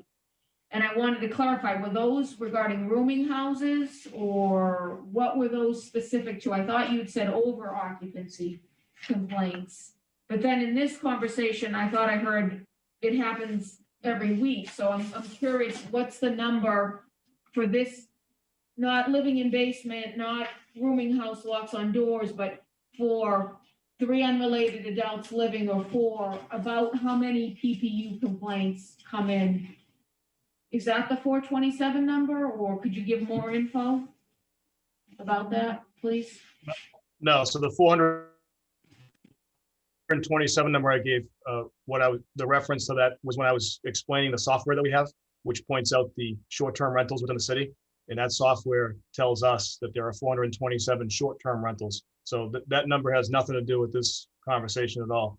That was specifically short-term rentals.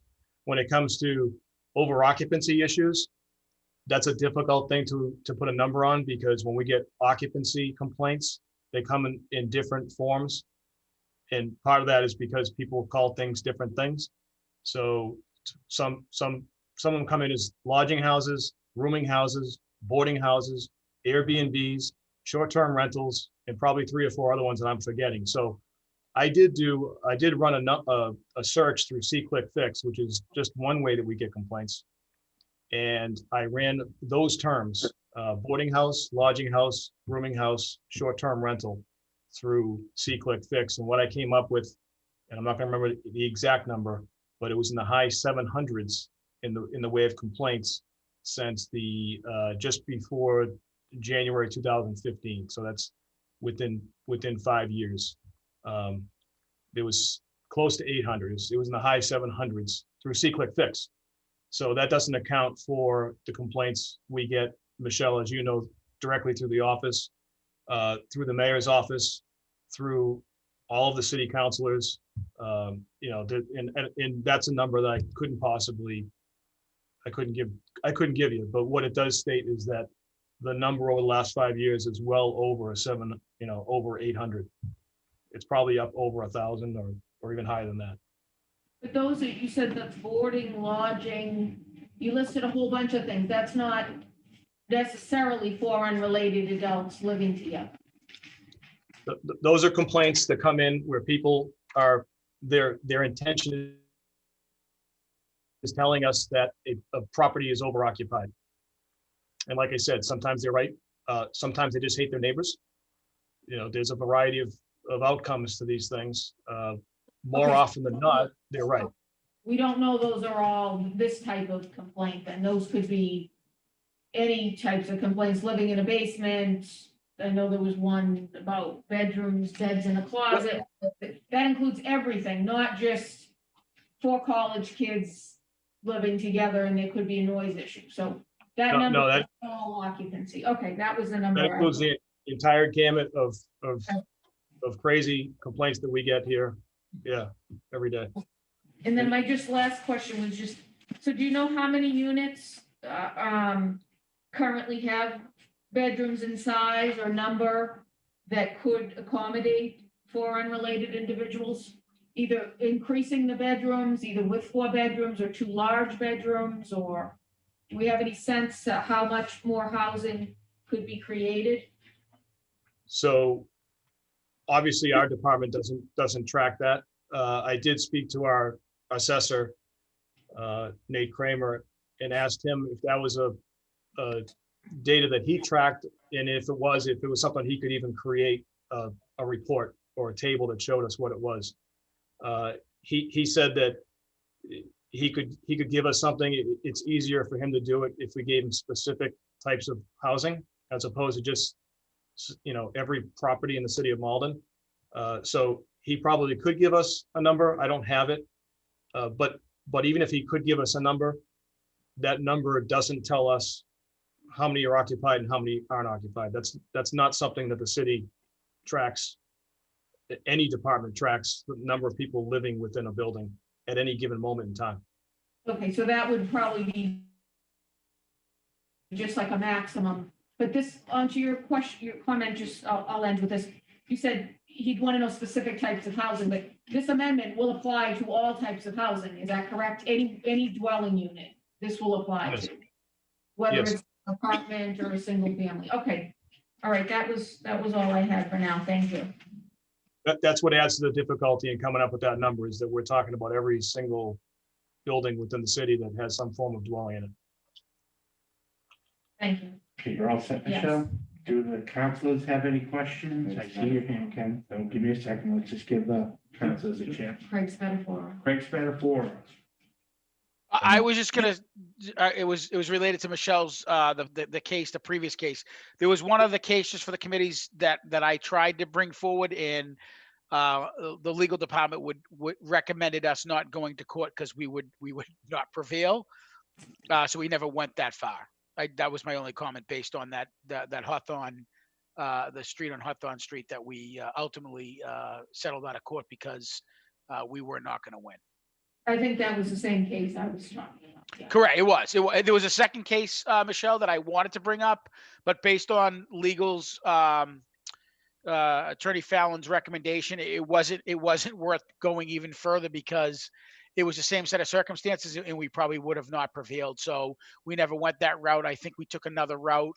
And that person did end up leaving or selling that house, which again was an absentee landlord. It wasn't somebody living in there, like to Council Winslow's point, try to get a roommate or Council Crow's cover a mortgage. It was absentee landlords just renting it willy-nilly. Thank you, Councilor. Yep. Yes. Okay. So the parcel goes. Oh, the one up the corner. Yeah. Barbara Murphy, Council Murphy, you asked the council. Yes, Councilor Murphy. Councilor Murphy's not an ordinance. Oh, I'm unmuting. Can I mute? Oh, can you hear me? Yes. Okay, I'm off committee. Do you want me to speak now or would you prefer I wait? Well, you're already speaking, so you can go. Okay, just had a couple of things to say in this. You know, I've been listening to everything, and I want to go back to one comment that was made in the last discussion. Somebody asked about what the difference between short-term rentals and tenants will work, and I think this has precedence in this discussion tonight. Short-term rentals, we don't know who they are. Most tenants at will or rental agreements, whether they're for a year or multi-years, most landlords do query checks and do checks on the financial background of their tenants, whereas a short-term rental really doesn't do that. They just take kind of an upfront deposit to make sure everything is gone forward. So I think there's a definite difference between what we talked about in the last discussion versus what we're talking about here. And I just wanted to kind of make that clear. And what I'd like to say, I have a couple of number of things that I would like to say. Enforcement, when I'm speaking to folks who call me with an issue in Ward 5, whether it's parking, housing, whatever it is, it seems to be that people really want us, when we pass something, to be able to enforce it. And they get very frustrated when we can't. So anything we can do to tighten up our guidelines and our ordinances to be in line with something that it has the ability to actually be put forth in a court of law to show what we're doing and why it is for the better good, I think is in not only Ward 5's best interest, but the city of the whole's interest. So I think we should take that into consideration as we're looking at what Mr. Miller and the Ordinance Committee has put forth there tonight. Because I think enforcement is a key issue for a good amount of the folks, at least in Ward 5, and I'm sure throughout the entire city. Parking is another issue, obviously. We certainly, our city was designed in a time where, parking, one family, there was one car. And we're definitely in a different, place and time where multiple people in a family have a car, multiple residents renting an apartment have a car. I know we're all hoping people will bike and walk, but parking is still a major issue in our city that has limited space for it. So I think, we definitely need to be concerned about that. And equity, we certainly do need to be concerned about equity. And, we've talked about a couple of different cases here today. And, I had a call, and I really had limited calls about folks who were concerned about homes they owned and what they were renting to or how they were trying to rent it. But I did have a call from an elderly woman, and I kind of fall into that category myself, and have a 2-family with 2 bedrooms on one side and 3 on the other. And she was alone, and she was renting out the 3-bedroom side of her house.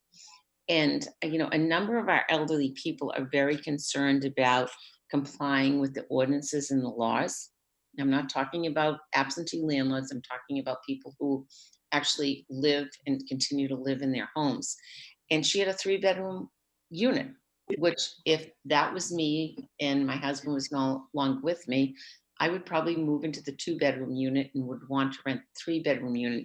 And she was terrified that she could not rent that 3-bedroom unit to 3 college students because she would be, on the wrong side of the law.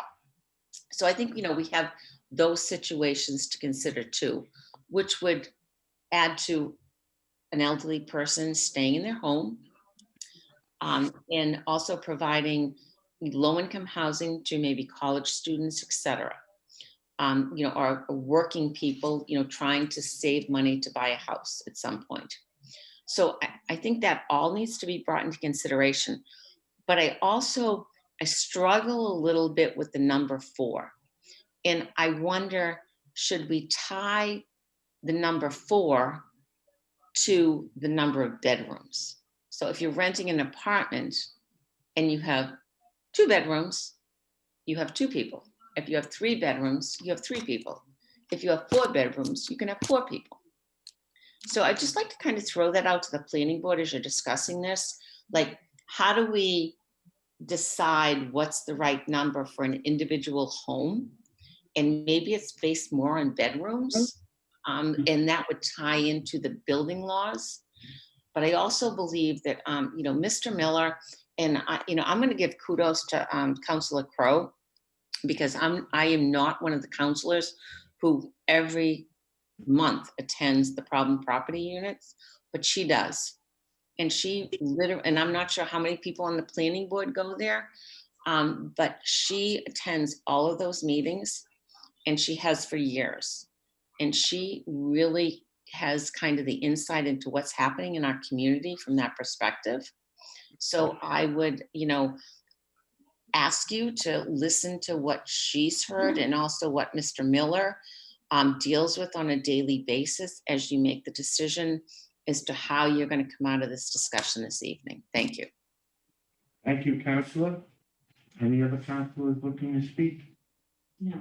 Ken Antonucci, you had something? Yeah, so Ken Antonucci, first of all, trying to make it quick, but so Michelle, just the question of what controls, a local ordinance can be more stringent than the Yes, state. yes. That's right? Okay, so, and I guess this, first I want to thank all the counselors and Commissioner Miller. He obviously put a lot of work into this. But I have one last question. It sounds like the awareness of any of the, most of these issues stems from complaints that we receive, right, or the building department receives. If we're changing the number from 2 to 4, how does that help alleviate the issue that's driving the complaint? And doesn't the change allowing more people to live there actually undermine our ability to address an issue or enforce an issue? It seems, I'm having a little hard time understanding. It seems like we have 2 different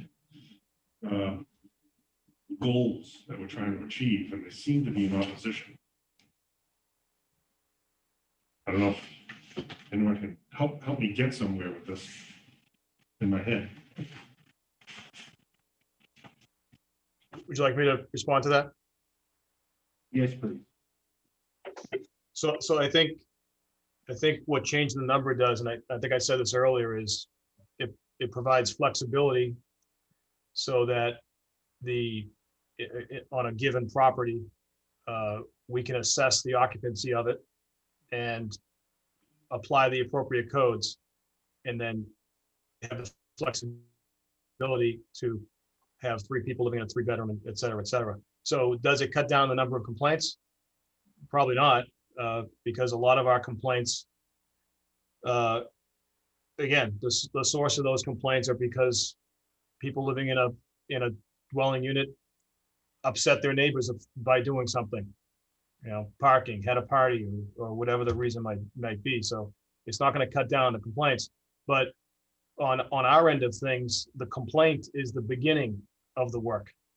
So we go to a lot of complaints that we go out to, and we say to the person who complained, I'm sorry, this person's doing nothing wrong. And here's the reason why. Everybody have a nice day. We'll see you later. That's the end of it. Having that flexibility, having the larger number I think would create more situations where we go out to a property and we say, no, those are 3 friends. They work together and they rent an apartment together. It's a 3-bedroom. They have plenty of square footage according to the building code and the sanitary code. Everybody have a nice day and try to get along. So no, the answer is it doesn't cut down the complaints. It would cut down on the amount of time that we spend trying to enforce this rule of 2 people in situations where it just doesn't make any sense. And unfortunately, we do get into those situations where just telling someone to do something isn't good enough. You end up chasing it and spending a lot of time and energy to get people to comply with it. Okay, thank you. That stressing the flexibility portion helps. You're all set, Ken? Thank you, Mr. Miller. The only comment I'd make, and actually, Mr. Miller, you may want to weigh in after I make it. Councilor Murphy suggested tying this to bedrooms. And I think that's a slippery slope that we want to avoid. Once you start getting involved in the number of people with families, once you start getting involved in a bunch of other aspects of this argument, I think trying to tie the number of bedrooms into the number of people allowed in a dwelling, I think that's just going to be a cross purposes. And I don't see that being the solution that we need here. I don't know if you have other comments, Mr. Miller. Yeah, if I can, and I obviously have a lot of respect for Councilor Murphy's opinion, and that does appear and sound to be a sensible solution. However, the foundation of this whole cause here is that we have this threshold that's already been established by the state for lodging houses of 5 people, and the number that we have of people that can live together who are unrelated is 2, which is just as random as setting it at 3. It is just as random as saying it's tied to the number of bedrooms, which would be just as random as saying, well, if you live on the west side, you can have 2, but if you live on the east side, you can have 3. The purpose of this, again, was to bring this regulation in line and stacked up neatly with the other regulations to eliminate gray area, because gray area is something that, as someone who interprets and enforces codes and ordinances and laws, I hate gray area. I like things that are well defined. So that's really the impetus here behind the 4. Sir, does anyone else have questions in the room? No one else has questions. Do any of the councilors have questions? No councilors have questions. Then at this point in time, I'd like to entertain anyone that would like to speak in favor of this paper. Anyone to speak in favor?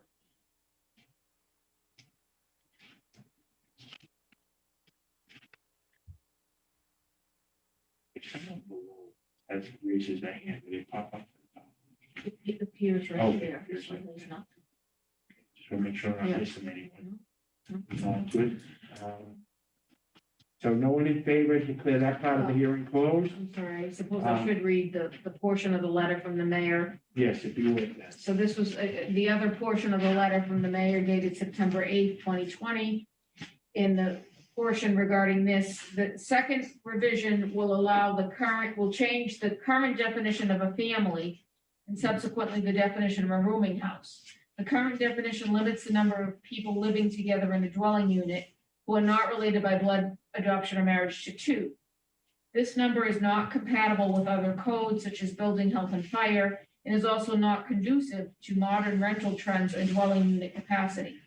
By revising the number of occupants who are not related by blood, adoption, or marriage to 4 people, our ordinance will be better in line with state of Massachusetts statutes and will not leave any gray areas of occupancy classification.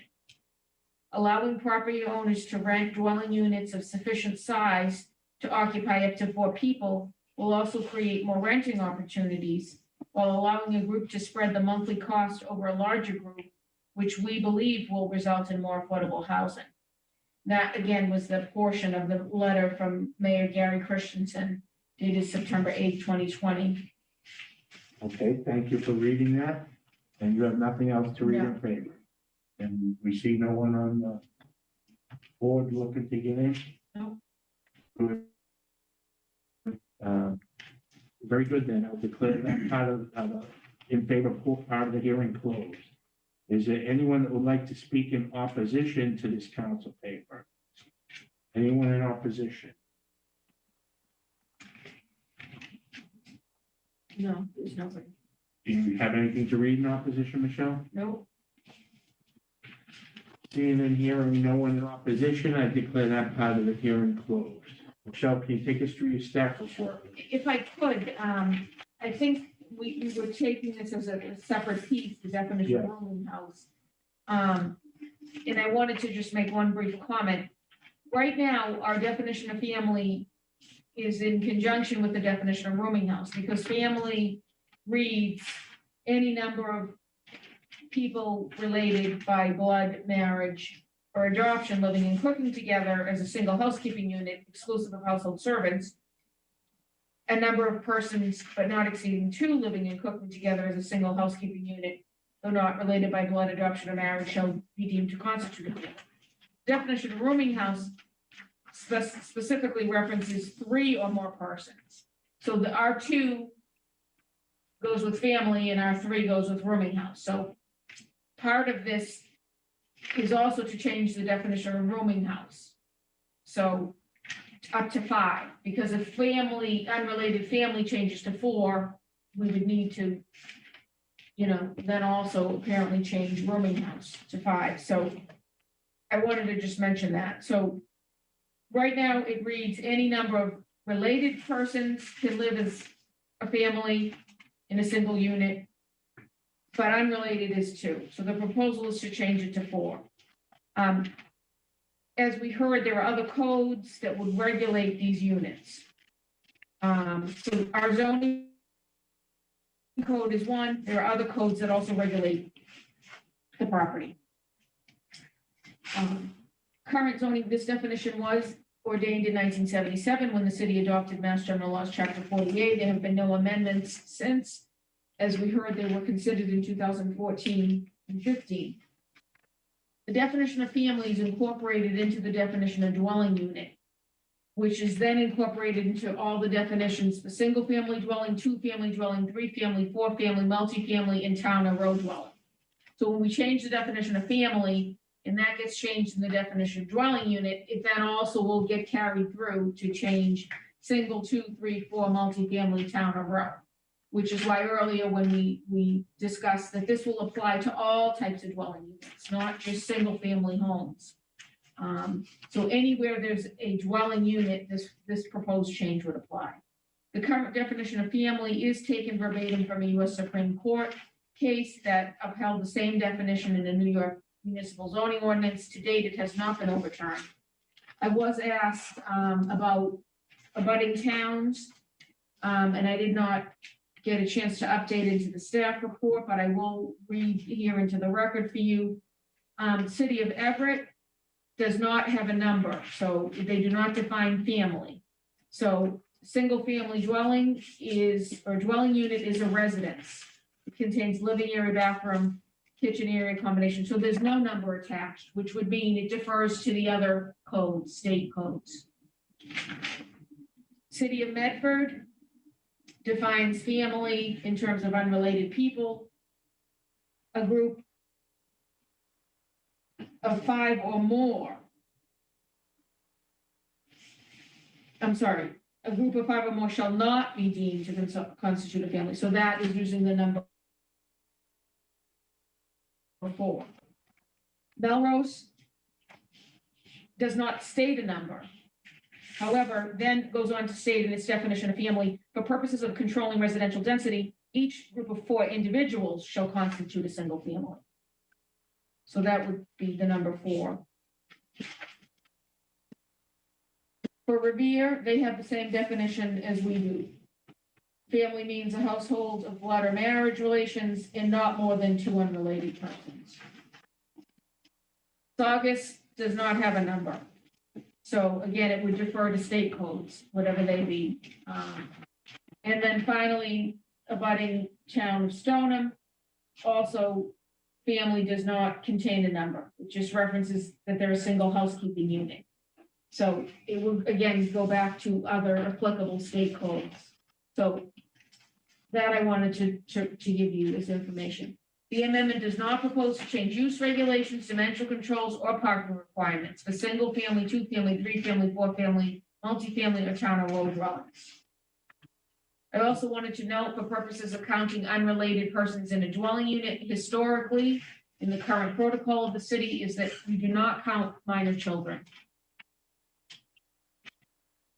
for which a resident adult is the caretaker, legally and financially responsible.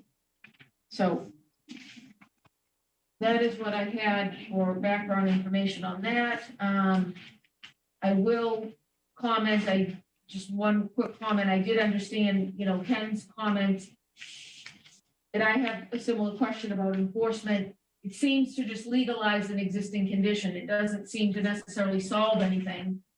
If you go into a unit and there's 4 unrelated people and you got a complaint about it, if you're saying you can't enforce it because our 2 doesn't work, we would lose in court. So we don't enforce it, or we can't enforce it, but now we would change it to 4.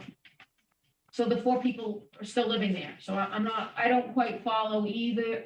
I understand the time spent, but I don't quite follow how it really solves anything. And then you do have to tell the person that complained, no, that's legal. So previously, at least you could say it's not legal, but it's difficult for us to enforce. But now you just say, no, that's okay.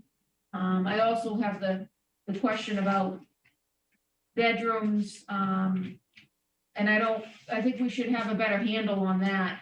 How much, right now a landlord has 2 bedrooms and knows they can only rent it to unrelated people. If the bedrooms are large enough to accommodate 4, the landlord now knows I can legally have 4 unrelated people.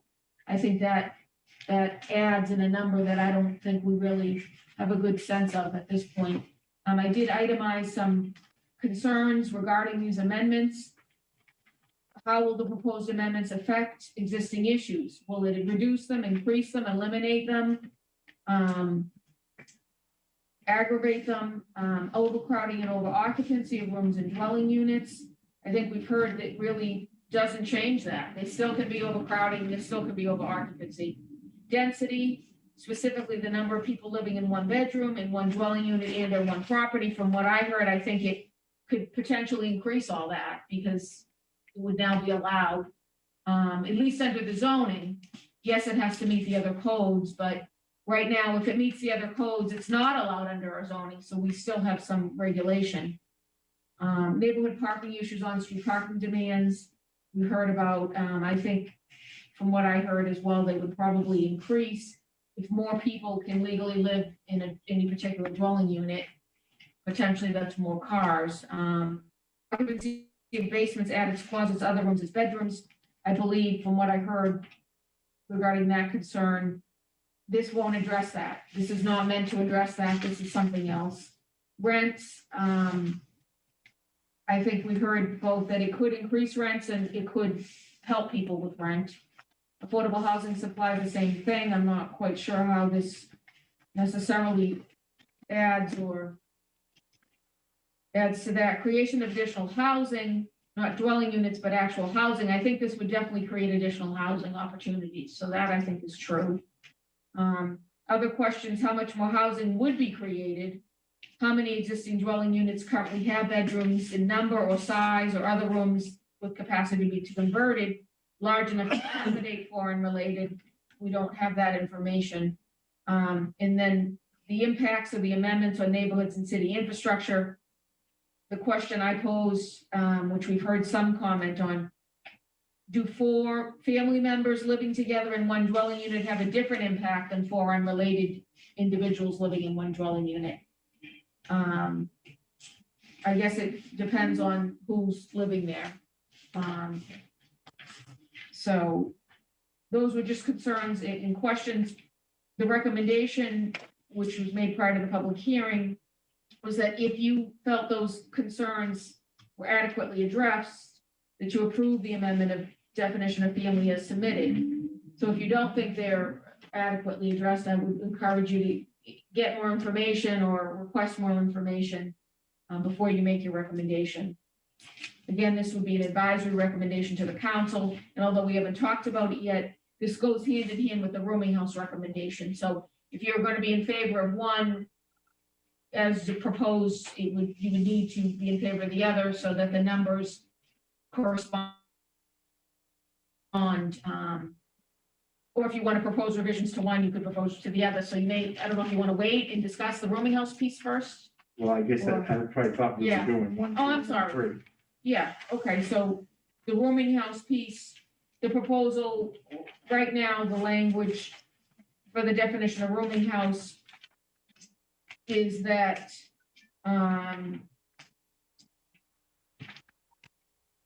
rooming house is a building in which 3 or more persons, either individually or as families, are housed for hire in individual rooms with or without meals, and shall include lodging, boarding, and tourist houses. The proposal would be to change that number to 5 or more persons. So that would update the ordinance to be consistent with state law. State law defines a lodging house as a house where lodgings are let to 4 or more persons, not within second degree of kindred to the person conducting it. So the amendment proposes 5 based on the presumption that the person conducting it resides there and would be counted in the number of persons. So we do have 5 rooming houses in the city. They're all pre-existing non-conforming. Rooming houses are only allowed by special permit in Residence C. All the rooming houses are in Residence A. They would be exempt and considered pre-existing non-conforming. There's no proposal to change use regulations, dimensional controls, or parking requirements for rooming houses. So this is, again, just specific to the definition. So it would define how many people would be considered a rooming house. So the proposal is to make it 5 to match the state law, because then 4 would be coming under the definition of family. Right now, definition of family is 2 unrelated, and rooming houses 3 or more in our zoning. Thank you, Mr. Chairman. Michelle, I don't understand exactly how they are related because they have different elements where a rooming house is with or without meals, but for a family, you have to be living and cooking together as a single housekeeping unit. So I don't necessarily understand how they have to be. I think it turns on the number, because if you had 4 unrelated people living,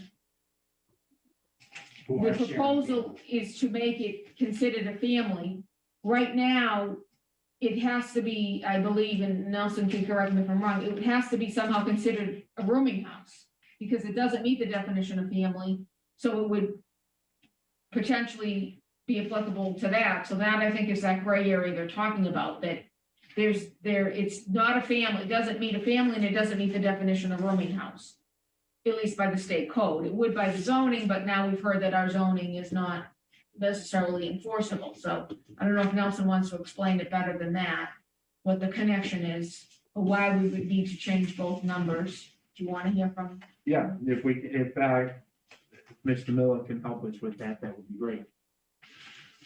Sure, yeah, the reason to change the definition of rooming house is because the number of people assigned to a rooming house should be right at the threshold, at the upper threshold of what's considered a family of people who aren't related, so that there's no overlap between the two. So your number of unrelated people considered to be a family would be 4. Once you hit 5, you're then classified as a rooming house, which is then in line with actually state laws, which use the term lodging house, not rooming house. But our zoning uses rooming house, so we're going to equate the two things to each other. So it creates no overlap between unrelated groups of people. It creates a clear, defined line. It doesn't leave any number of people out like we currently have between our zoning of 2 and our state laws of 5. And we also have to remember that our state laws of which define lodging houses / rooming houses, those state laws translate into building code, and building code translates into what do we make these people do when they build one of these things. And if our classification of it differs from what the building code classifies it, well, then we're really into a gray area of, I don't know. We're saying 3 people is a lodging house, but the building code says a lodging house is 5. So if I tell a person they have to put exit signs and emergency lights into a lodging house, do they say, no, I don't. The building code says 5 people is a lodging house. We only have 3. So that's just a small example of how having codes in ordinances not line up with each other creates issues and problems down the road. And if I could, while I'm talking, one thing that Michelle had referenced in her summary was a Supreme Court case. It's important to know that Supreme Court case did not state that 2 unrelated people constitutes a family. It didn't set a minimum or a maximum. That court case stated that a governmental body has the ability to establish a number of people. That the municipality that made it to the Supreme Court just happened to use the number 2. They could use number 3, 4, or 14. So they didn't establish it at 2. They just established the right of a municipality to define a family. Are you all set, Patrick? Yeah, I appreciate the wanting one to end at 4 and the other to begin at 5, but I think there's potential for someone to find issue with the difference in the definitions, where one is saying they're housed for hire in individual rooms with or without meals, whereas family is living and cooking together. So I appreciate what you're saying, and I understand it, but that may be left open for interpretation. Okay, thank you. Thank you, Mr. Miller. Okay, so does anyone else have any other questions for Michelle or Nelson and Mr. Miller? Okay, Michelle, we'll do, So then the other part of the recommendation was that if you're, feel the concerns that are itemized here adequately addressed to your satisfaction, approval of the amendment of the definition of family is submitted, and approval of the definition of the rooming house is submitted. Again, if you're not, and we should do 2 separate votes. no, I think you should do one. If you're going to recommend approval, you should do one. If you're going to recommend disapproval, I don't think you can recommend, either you recommend approval of both, disapproval of both, or you need to modify both, because I do think the numbers, I hear what Patrick's saying, but I do think the numbers need to correlate that way. Okay. One has to be more than the other so that there's a line. You wouldn't want rooming house to be less than. Okay, is there, the recommendation of staff is to approve, is there a motion to approve? Anyone have a motion to approve the recommendation of staff for definition of family and definition of rooming house? Yeah. Pat Hayes has made a motion to approve the recommendation of staff. Kenny Tanucci is seconded. Michelle, take a roll call. So to recommend as submitted. So this will be an advisory recommendation for the council. Yes. Pat Hayes was motion seconded by Ken. Yes. So this is a vote. Yes vote is to recommend as submitted. Ken Antonucci, Yes. Charles Ferguson, Yes. Patrick Fitzgerald, No. Tawada Gilbert Selassie. Yes. Patrick Hayes, Yes. Eric Henry, No. Eric McCush, No. Henry Susie, Yes. Charles Iovine. No. That is 5-4. That will be made, that you needed a majority vote to make the recommendation, so it will be recommended favorably. I will note the vote was 5-4. Okay.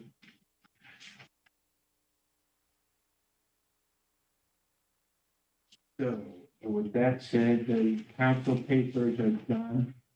Councilor at large Spatafora. First off, Mr. Miller, thank you very much. It was long and a lot of questions on specific items and things like that. Thank you very much for sharing with us and helping us get through this. Thank you, and thanks for the time. Yeah, thank you. Councilor at large Spatafora. Thank you, Mr. Chairman. Again, appreciate it. Certainly new experience for myself in this virtual world, but I do appreciate your time and effort with the discussion.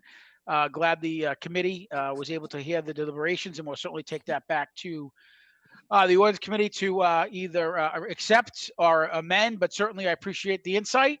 And with no other questions from the committee, I don't see their hands raised, so I can't do it. But if any of the ordinance, okay, on Council Kamel, can you? Okay, I read that on Council Kamel's motion to adjourn, seconded by Councilor Crowe. All in favor? Ordinance Committee, it's aye, okay. Ordinance Committee is adjourned. Thank you, Mr. Chairman. Thank you. Thank you very much and have You're a good Thanksgiving. You too. Everybody have a good Thanksgiving. Thank you. We'll take a moment while the councilors log off and we transition over. Next item we're going to hear is 7173 Highland Avenue. Give them a moment, and then Ken, if you could read the notices when.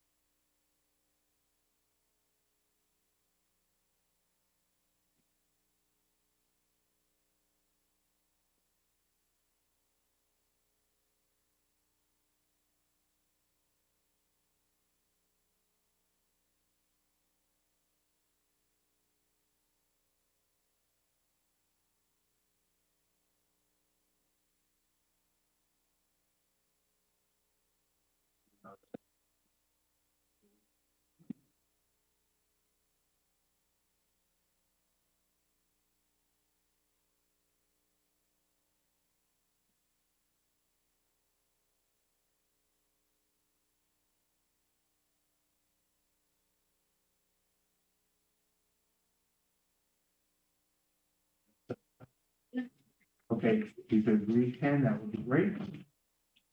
The Malden Planning Board will virtually and remotely hold a public hearing at 7 p.m. on Thursday, November 19th, 2020, on the petition of William E. Horrigan, made under section 12.28.010D of Chapter 12 Revised Ordinances of 2020 as amended for a special permit to allow extension, structural changes, and change of use of a pre-existing non-conforming use and property in the Residence A zoning district, namely to construct an addition, rebuild porches and stairs, and convert the existing three-family dwelling to a four-family dwelling at the property known as and numbered 71 through 73 Highland Ave, Malden, Mass., and also known by City of Malden Assessor's Parcel ID number 042-212-203.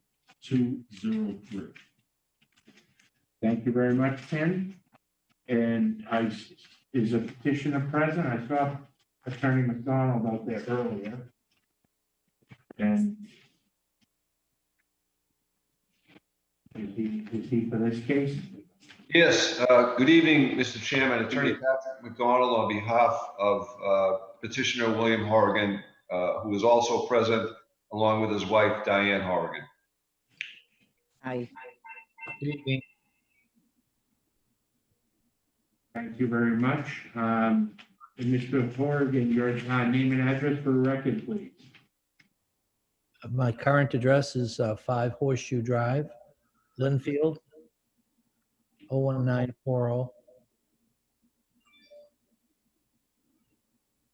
Thank you. Okay, does someone want to walk us through what the proposal is? Certainly. Or Mr. or Attorney McDonald?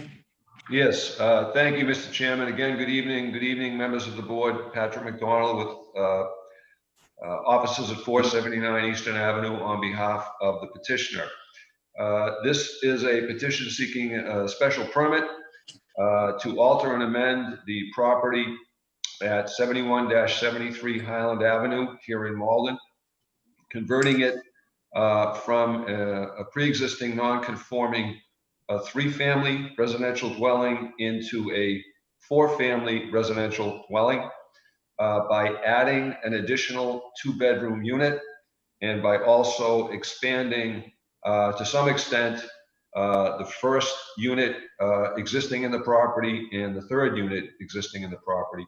If approved, the property, which is now a three-family dwelling containing 5 bedrooms, and if approved by virtue of the special permit, it would become a 4-family dwelling containing a total of 8 bedrooms, 4 units with 2 bedrooms each. Property is located in a Residence A zoning district, but predates the current version of the ordinance, and therefore is considered pre-existing non-conforming and can be changed in terms of the occupancy by virtue of a special permit, which is what brings us before the board this evening. With respect to dimensional controls related to the subject property, the proposed addition will not increase the vast majority of dimensional controls that apply to it. The planner has provided a comprehensive chart which shows that almost all dimensional controls will maintain existing nonconformities and not increase or enlarge them in any way, with one exception, density, which I'll address later in my presentation. I do note that the planner was unable in her analysis to address the open space dimensional control requirement. I'll advise the board that late today, between 4 and 5 p.m., we received an updated site/parking plan from the petitioner's registered land surveyor. The original site/parking plan that was submitted with the petition and application identified 10 parking spaces on site and did not identify sufficiently the amount of open space that would be available. As that became known to us, we quickly asked our professional to amend his plan, and he did. Unfortunately, we weren't able to receive the amended version until late today. The version that was submitted to Planner Romero is unstamped. I can represent to the board that that was due to the unavailability of the particular engineer to place his stamp on it. Should it be required, I'd ask the board for an indulgence in being able to submit a plan after tonight that contains the official stamp. We have no expectation that we can't get it. It's just that the actual engineer was physically unavailable to place his stamp on it. The reason the revised plan is of importance is that it addresses, hopefully, to the satisfaction of the board, the open space issue.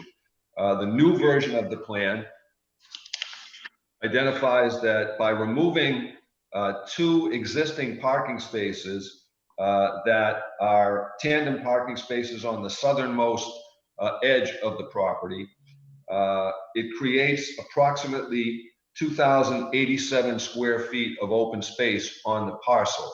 And 2,087 square feet does bring the property into compliance with the open space requirements, at least in terms of total square footage, because pursuant to the graph created by Planner Romero, the requirement is 2,000. So we hope that that revised plan addresses that particular issue. Also, the removal of those 2 parking spaces does not have a negative impact on the parking situation in the property. This property, if approved, would require 1 bedroom, 1 parking space per bedroom. The proposed addition, as well as modifications to the existing units, as I previously indicated, would create a property with 8 bedrooms. And the plan depicts 8 zoning compliant parking spaces located on the northernmost edge of the parcel in head-on parking format, as well as entry, egress, and access that is compliant in terms of lane width, because the lane for parking it tapers somewhat from front to back, but begins at approximately 43 to 44 feet in width and ends at 41 feet, suggesting plenty of room for cars to back in and out and well within the requirements of the zoning ordinance. We would suggest respectfully that in some respects, this proposal improves the dimensional control situation for the property, because as I said, it does not increase or enlarge any existing dimensional controls. The removal of the 2 parking spaces does not adversely impact parking on the site, and provides for compliance with the open space requirement, at least in terms of total square footage, by providing over 2,000. If approved, the petitioners would address the non-permeable surface. There is a significant amount of paving on the property at this point in time. And those areas on the southernmost boundary that are currently utilized as a driveway and 2 spaces would be replaced. So all would be replaced with permeable surfaces, either grass, perhaps gravel, perhaps mulch, but in any event, a permeable surface. And I can represent to the board that all open space depicted on the revised plan, the one submitted just today, would be non-permeable. So that is another aspect of the proposal that would create or would bring it more in line with current zoning. The property currently being pre-existing non-conforming and grandfathered does not meet the current 50% minimum requirement of non-permeable surface, and it would become much closer to meeting that under these circumstances. With respect to the legal standard of it not being more detrimental to the neighborhood, I would respectfully suggest to the board that standard is met. This has been a long-term multifamily property. As indicated by the staff recommendation and planning report, it's been a 3-family for over 2 decades at this point in time. And increasing it to a 4-family is not a significant or outrageous addition or amendment, alteration to the property under the circumstances. These are not large units. They're only 2 bedrooms. Having been present for the discussion regarding potential zoning changes that occurred prior to this petition, certainly there are any number of issues within the community regarding properties that have multiple bedrooms that are susceptible to use or potentially abuse by property owners in terms of having 3, 4, or more bedrooms that are being rented out to unrelated parties. These are small residential units, 2 bedrooms. One can only engage in so much mischief, so to speak, when there's only a 2-bedroom unit. Not suggesting for a moment that these property owners are engaging in any mischief. Simply suggesting to the board that, again, these are smaller units. They are not the kind that are likely to create the problems that the city is seeing with some larger rental units with larger bedrooms or more bedrooms involved. There is plenty of parking on the site. It is a somewhat rare occasion when a property can provide as many as 8 parking spaces and therefore be zoning compliant. for purposes of parking, because as we all know, parking is one of the biggest issues that this board deals with in any petition related to any residential property in any neighborhood. The proposal to eliminate the 2 parking spaces that currently exist on the southernmost boundary line and can continue to exist under the circumstances because they are grandfathered under the circumstances is also a benefit, because they're non-conforming tandem parking spaces at this point in time. They do require, when utilized, that the vehicles back out onto Highland Ave, one of the busier ways within the community. That will no longer be an issue with all parking spaces located on the northern boundary. All movement of the vehicles in and out of those parking spaces and in and out of the property in general will no longer require any backing out onto Highland Avenue. It can be done through straight drive in, straight drive out through the driveway entrance located at that site. We do appreciate that the one dimensional control that this does exacerbate is the one referenced in the planning report, that being density. There's no question that adding another unit is going to increase the density of this property. It goes without saying. I would suggest, however, that again, this is a small apartment as a practical matter, a 2-bedroom apartment, and the building will consist of only 2-bedroom apartments at this point in time. That therefore, the density is not something that is going to have a significant or tremendous impact on the neighborhood. It's already a multifamily dwelling. I'm not aware, I don't believe my clients, the petitioners, are aware of any issues in terms of the use of the property, in terms of parking or traffic associated with it. So while I would have to acknowledge the increase in density, I would suggest to the board that in this particular instance, it doesn't constitute a particularly problematic exacerbation of a dimensional control. And as a consequence, we'd ask the board to act favorably on the petition. Both Mr. and Mrs. Horrigan are here. If there are any specific questions related to the proposed reconstruction project, they'll be more than happy to answer them. Thank you, Councilor. I have a few questions. A problem I'm struggling with is the fact that the proposal is to increase the square footage over 84%. I think that's more of a concern for the density than has been presented. I think that's a major concern, the density increasing so much as a result of that. Related to that, I got a question why you're going down into the basement. Why are you proposing the basement entertainment rooms? Have you considered not providing those rooms? Because the concern I have with that is those entertainment rooms become 3rd bedrooms. Well, the current square footage right now is 1157, and the proposed addition is 16. I don't believe that's 80%. I think that's closer to, about 50%. It's going from 1157 to 1773, which again is an additional 616 square feet.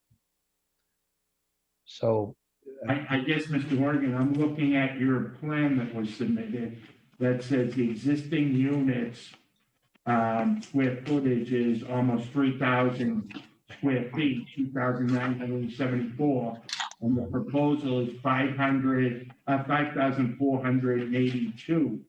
And I believe that's a 2,508 square foot increase in the square footage of the living spaces, and that's 84% increase. you should make a comment. I'm looking at your sheet 10 of 10 project location, that's got all the tables on it?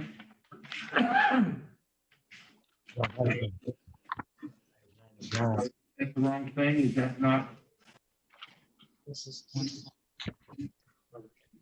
Okay, I was reading from the plot plan. I apologize. To comment on the basement. Really, the only reason why we thought we would call it a rec room is because there's going to be a lot of utilities, utility room down there and some storage. And with the addition, we would put house the sprinkler and one portion of the basement. It was while we were down there working and uniforming that area in the existing property, we just thought, why don't we make an entertainment room? But certainly that's not a make or break for this project. That unit 4 is a 3-level unit, correct? I'm sorry? As it's proposed, that unit 4 is a 3-level unit of encompassing the basement, the first floor, and the second floor. Right. Well, that one,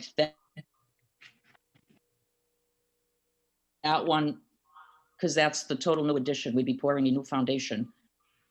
And again, a good percentage of that would be for house the sprinkler, and where it's brand new construction. Yes, we thought it would make a nice family room where we were keeping the unit, trying to keep that addition at a smaller level, not to overwhelm, the lot that's already there. So we figured we'd make it a tri-level townhouse. And so in the new construction, it is more important than in the existing.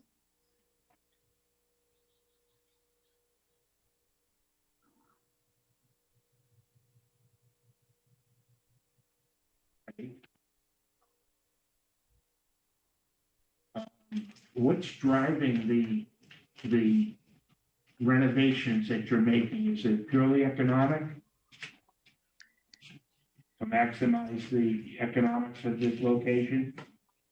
It's a combination.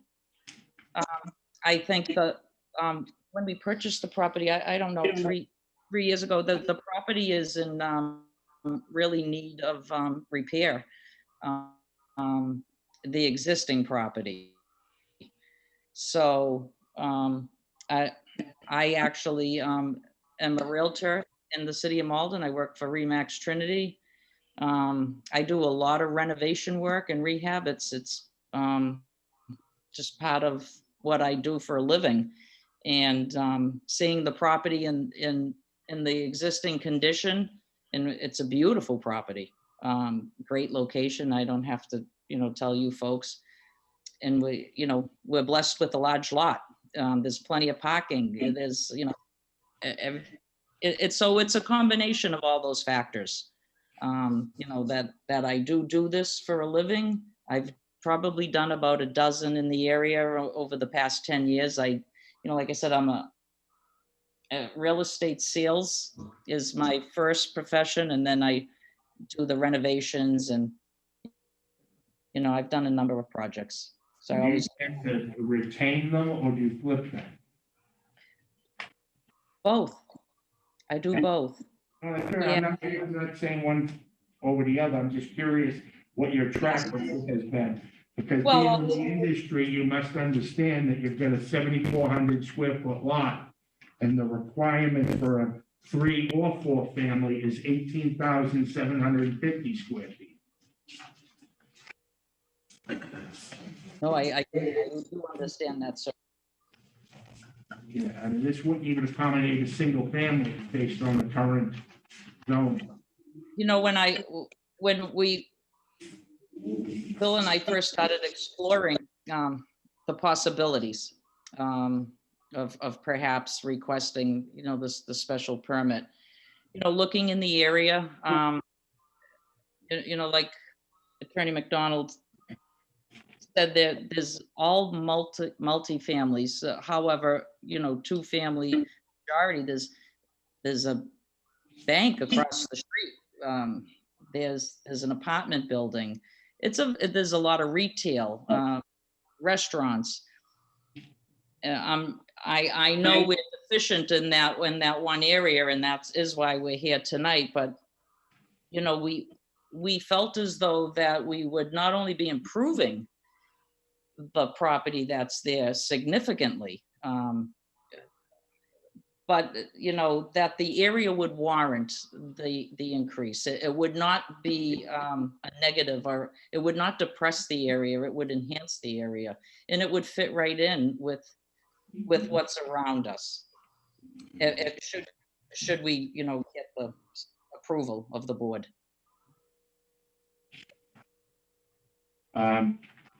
Okay, just a couple other questions if I could.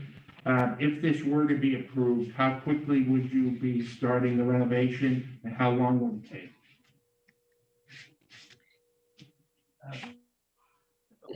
Ask them if they can unmute me. I've muted myself. Oh, Bill wants to know if he can be unmuted. He can't seem to do it. But I can tell you the total project. Maybe 5 months, something on that. I hear it would depend on the weather. You know, if we started in the winter or not in the winter. It wouldn't be something Could you that we please, would do immediately upon approval either. The conditions of our right now would be very sensitive to that as well. And You know, if we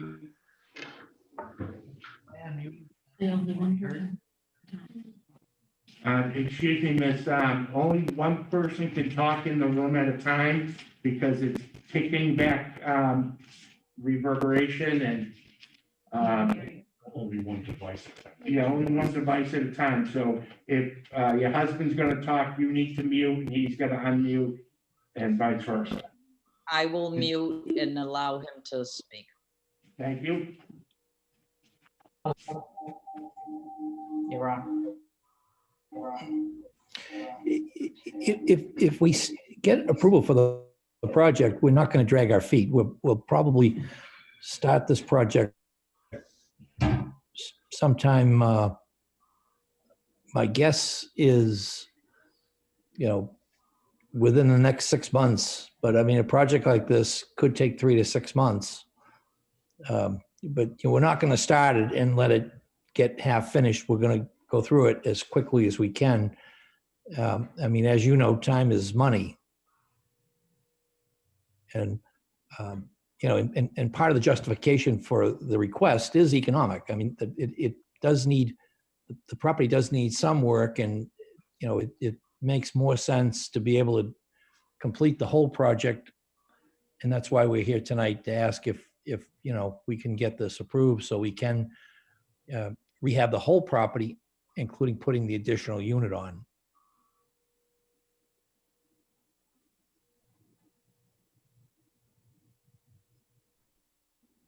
Okay, thank you. Does anyone have any questions for the petitioner? Eric McCush. You referenced excavation in the basement. What's in the basement now? Is it third floor? Is it cement? Is it ledge? The basement now is it cement? It's cement. Cement. Did you know what's underneath the cement? Like, you want to go down 18 inches, there's the ledge right there. You know, that would be something that could be decided as the project begun. I mean, if you're going to create that more height downstairs is what he. After, I tell them after interviewing the different contractors, they didn't feel as though it would be an issue to go dig down a little bit. Yeah, well, that's in projects we've done in the past, we've gone down 18 inches or so to create additional height.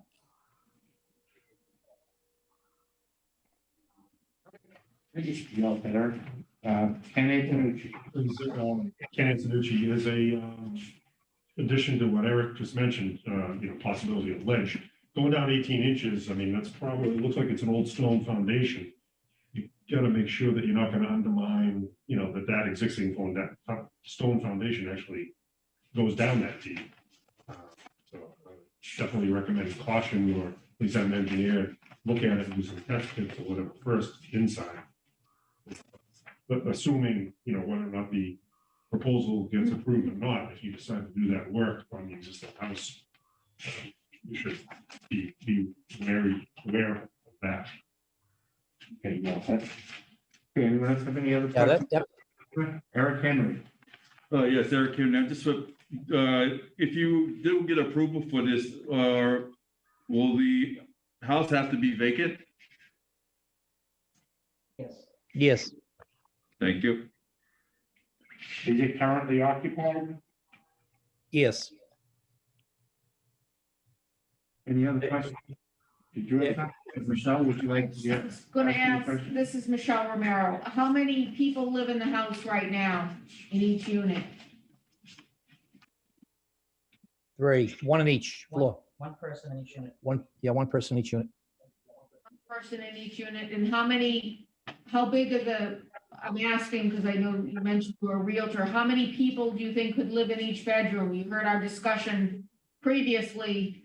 Just because it's a 2-bedroom doesn't mean only 2 people. It could be 2 in each bedroom or more than 1. How the bedrooms don't look that small to me. The units seem to be pretty decent size, almost 1,500, 2 of them. Well, how many tenants do you expect in each unit with the renovation?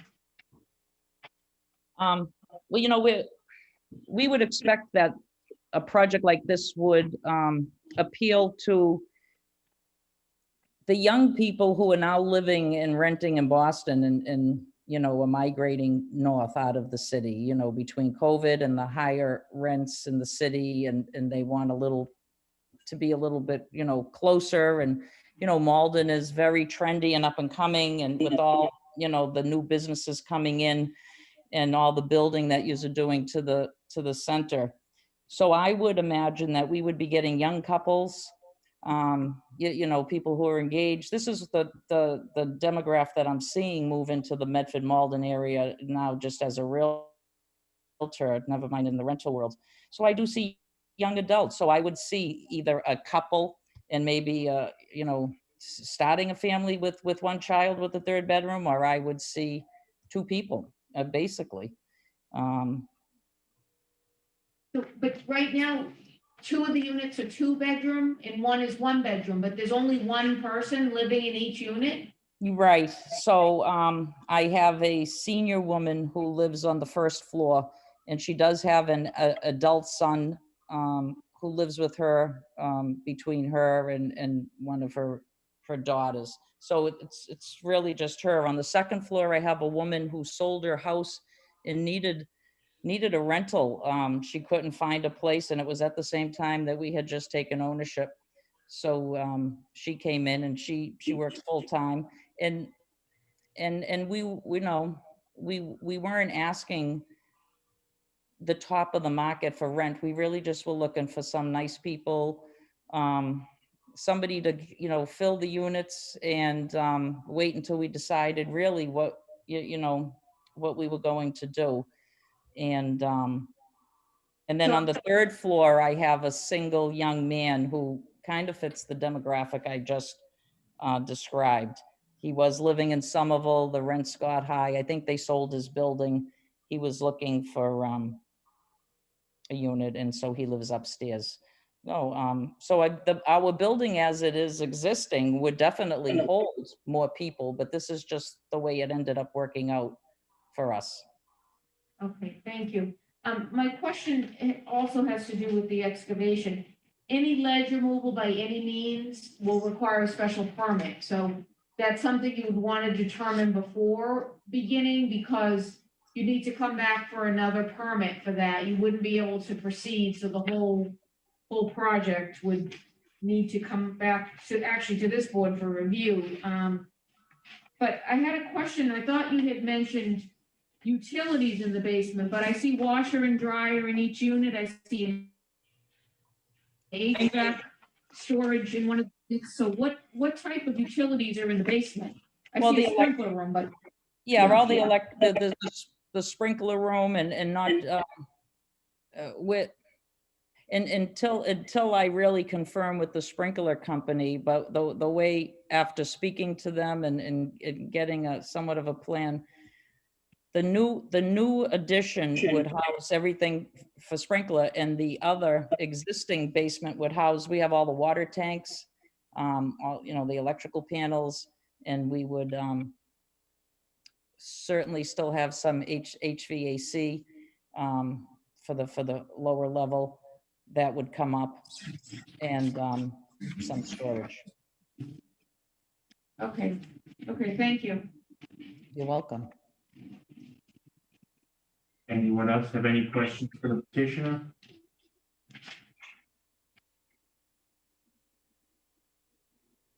Would you all have anything else you'd like to add to your presentation? Well, I would just add, Mr. Chairman, that because the issue of ledge has come up, again, I'm not sure the board could hear because there was some intermittent audio from the petitioners when that question was addressed. Their professionals that they've consulted with regarding the proposed construction have given them an indication that they don't believe that ledge or other difficulties will emerge regarding any excavation that might be associated with the property. Now, of course, no one can be absolutely sure of something like that until you stick a shovel in the ground. But the petitioners are aware, as Principal Planner Romero pointed out, that if ledge were to be discovered, they understand that they would need to stop their construction at that point and potentially seek further relief from this board for ledge removal. But as I said, for the time being at least, their professionals are informing them that is not a likely scenario if any excavation is to be done on the property. That's correct. Okay, thank you, Counselor. Anything else you want to add?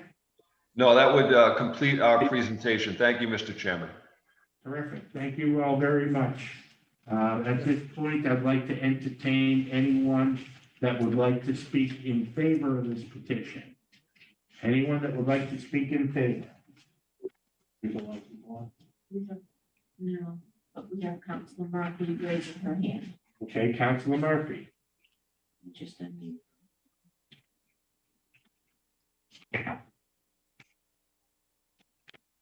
Michelle, Yes. can you, no, I am totally opposed to this, so I would like to speak in opposition when it comes time. Okay. Close that. Thank you. Is there anyone that would like to speak in opposition, in favor of this petition? There's nobody raising their hand. Okay, Michelle, do you have anything to read in favor? No. Seeing and hearing no one in favor, declare that part of the hearing closed. Is there anyone that would like to speak in opposition? Councilor Murphy. Yes. Okay, I am actually a little bit enraged at the moment. Okay, I believe the Horgans brought this property in good faith, but I have just listened to them. And, sorry, I'm going to stop my video so you can see me. Okay, I'm here. Okay, I just sat here and listened. I've listened to everything that's been going on tonight. Okay, and I listened to you speak about the tenants that you have in that property that it sounds like you're going to evict. And then I listened to you speak about one of your tenants who has the profile of what you would like to see in your property. Okay, so the mother with a son and the other single person is not in your quote profile of what you would like to see as a tenant, but you have a young individual who is the up and coming person that's going to be in Malden. Well, Malden is not the up and coming place to be. We are not Cambridge. We are not Somerville. We are a community of people who protect and not subsidize, but help people who live here and need affordable rates. So you people are very lucky to have purchased a 3-family on a lot that you would never be able to build in a 3-family on today. You want to increase it to a 4-family. And hello, heard you say you live in Linfield. Well, you know what? We all live in Malden. Okay, and I get you're a realtor and I get you, like anyone else in business, you're looking to make the most of your investment. I don't dispute that, but don't disregard the people who live here. Okay, and don't disregard who we are and what our heart is. We've lived here for years and we want to protect the people that are here to a degree. Do we want to give them a handout? Do we want people to not pay, a decent rent? But to say, you have a quote unquote personal interest in the type of people that you want to attract here. And maybe, I think that was misunderstood. well, you might have been, but you know what? I heard it loud and clear what you said. I'm sorry, Well, Ms. Oregon. I was answering the question. Yeah, I know, but the question was to me, those what, were the people you wanted in your apartment. no, not that I want. The question that was posed to me was what type of person is going to be the one? And I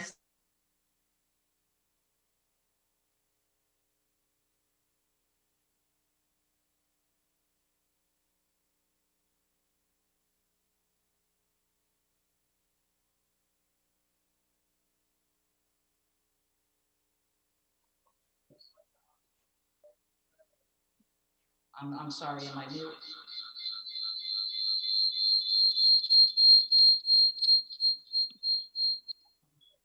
Michelle, can you hear me?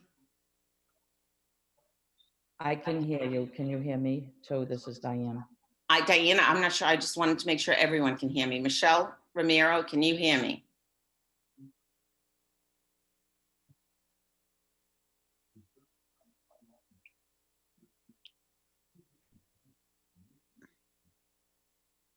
Council Murphy, can you hear me?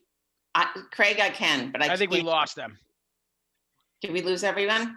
Well, I think we lost the conference room. I don't know if they can hear us, but if you can hear us in the conference room, we can't hear you. Okay, They should be able to now. That's green. okay, so now green is on, so you can hear us. We're back on. The chairman's calling order. Thank you. Yes, the only person who should be speaking, we're speaking in opposition, and it's Barbara Murphy has the floor. We should not be, there should be no interaction with anyone else, Councilor Murphy, or those others on the call. Let Councilor Murphy say her piece, and that will be it. Okay, this isn't a forum for arguing back and forth.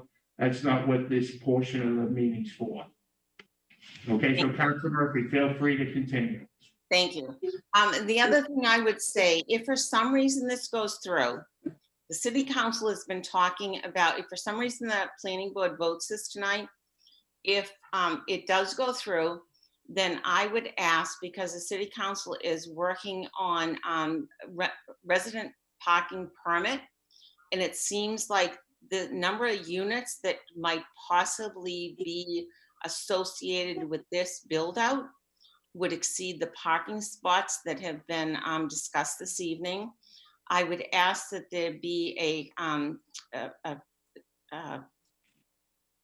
we state in the proposal that if parking permit is approved, that this residency is not allowed to apply for any parking permit on street parking.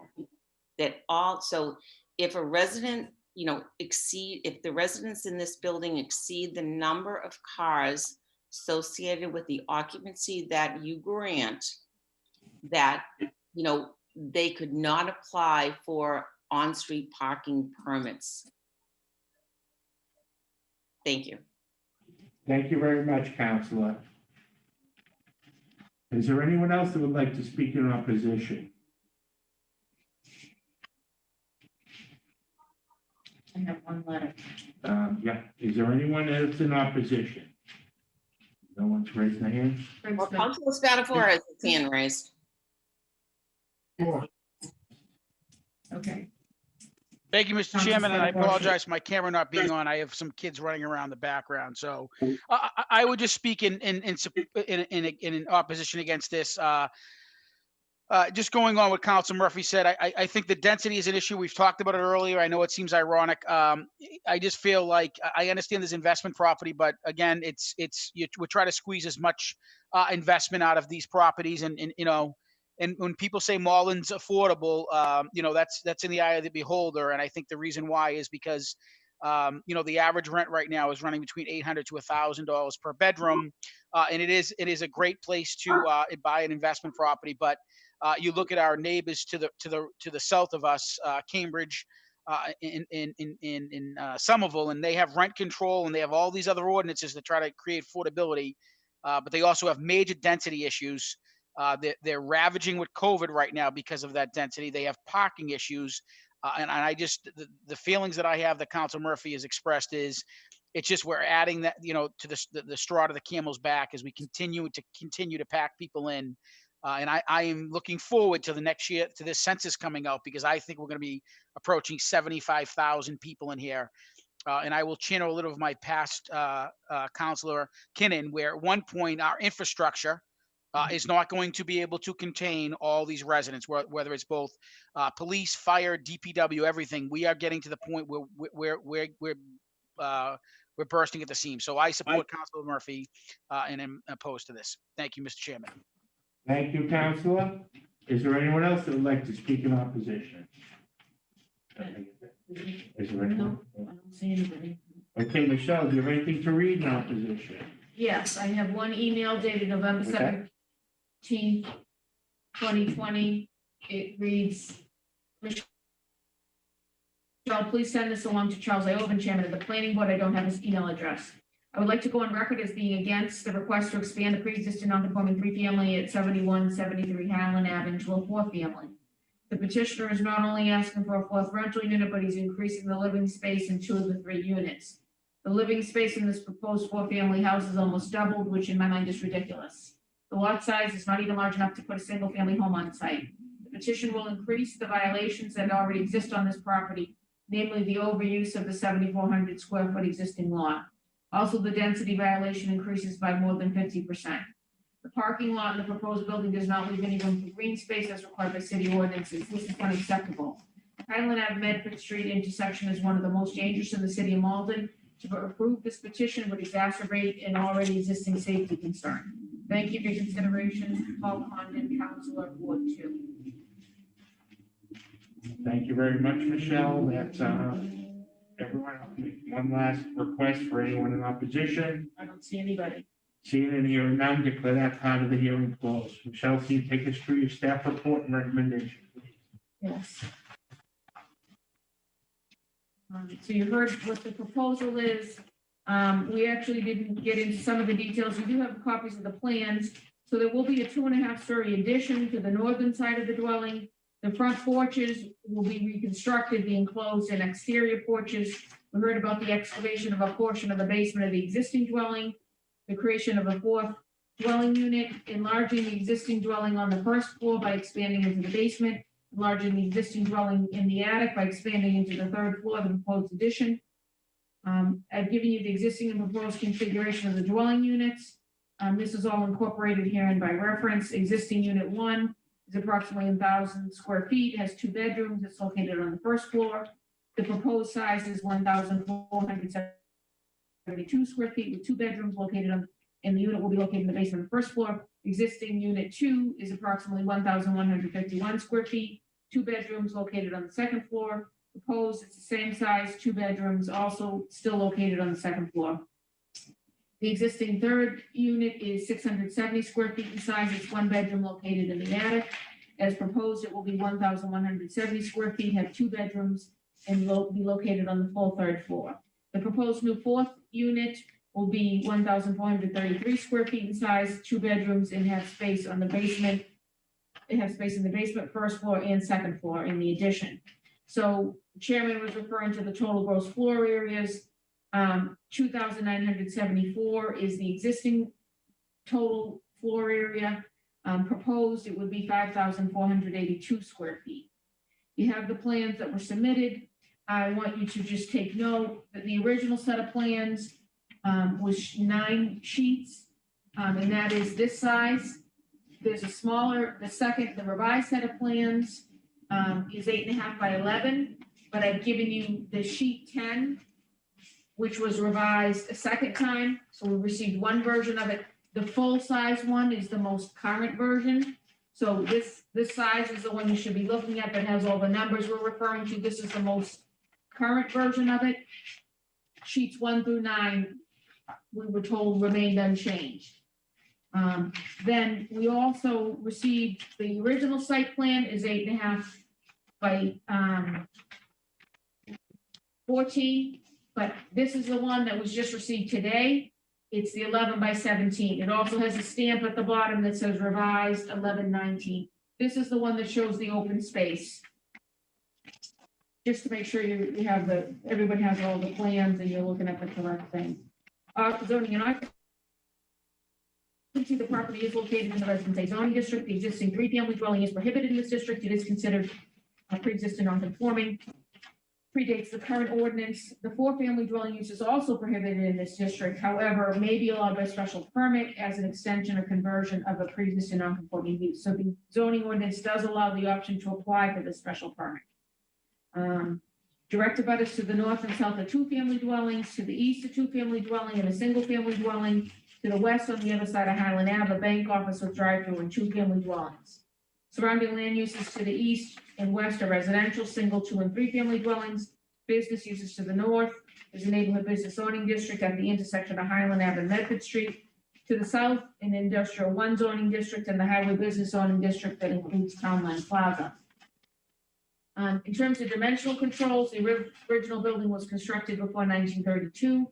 It grossly violates dimensional controls for lot area, front 1, side yard, and rear yard setbacks, and density. It is considered pre-existing non-conforming.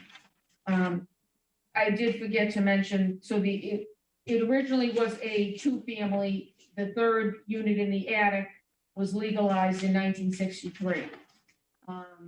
But this is being compared for the dimensional controls for the 3-family, which is the current legal use and occupancy. You can see the existing deficiencies, then the new deficiencies with the proposed addition. The proposal exacerbates by more than doubling the existing density violation from 18% to 39%.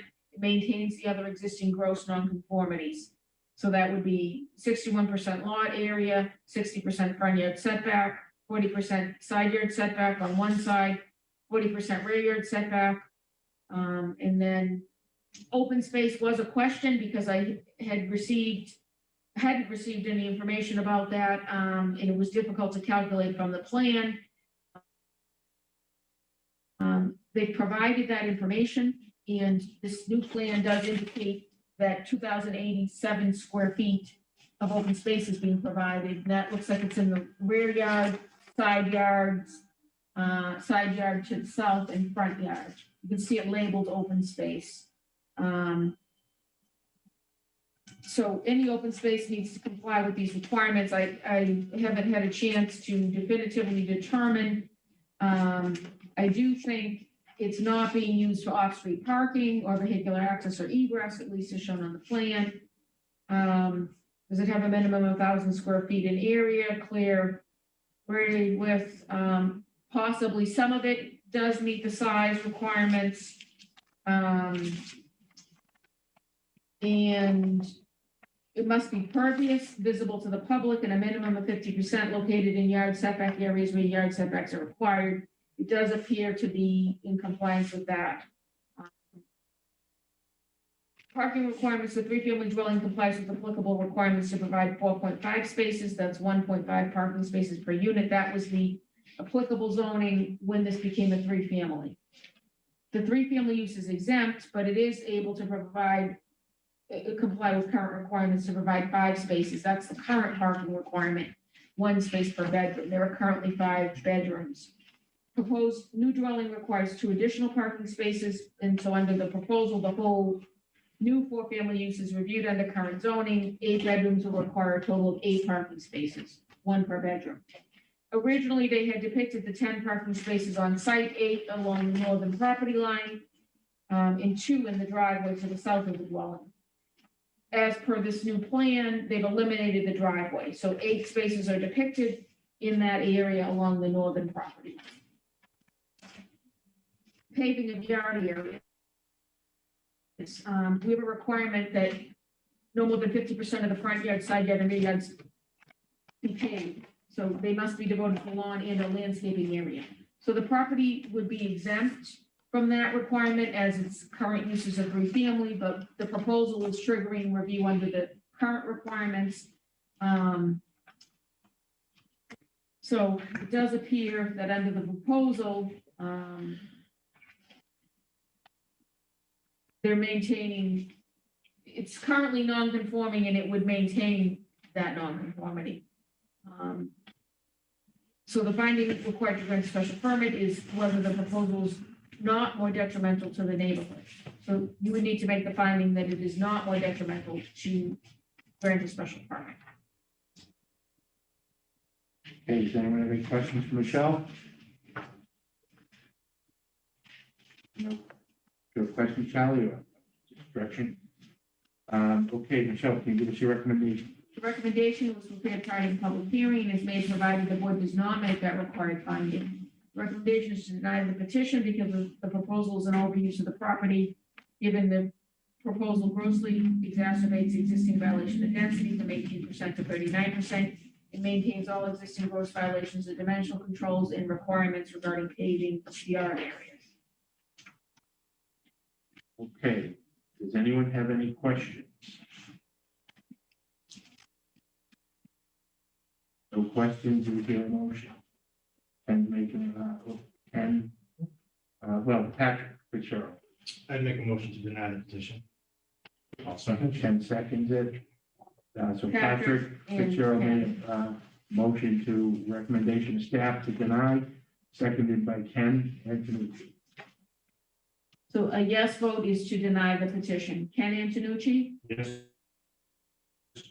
Charles Ferguson, No. Patrick Fitzgerald, Yes. Tadej Gebrselassie. Yes. Patrick Hayes, No. Eric Henry, No. Eric McCush, Yes. Henry Susi, Yes. Chuck Iowa. Yes. So that is 6-3, the motion carries to deny. The petition has been denied 6-3. Thank you.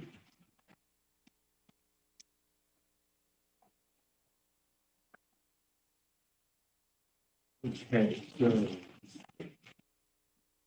the next order of business is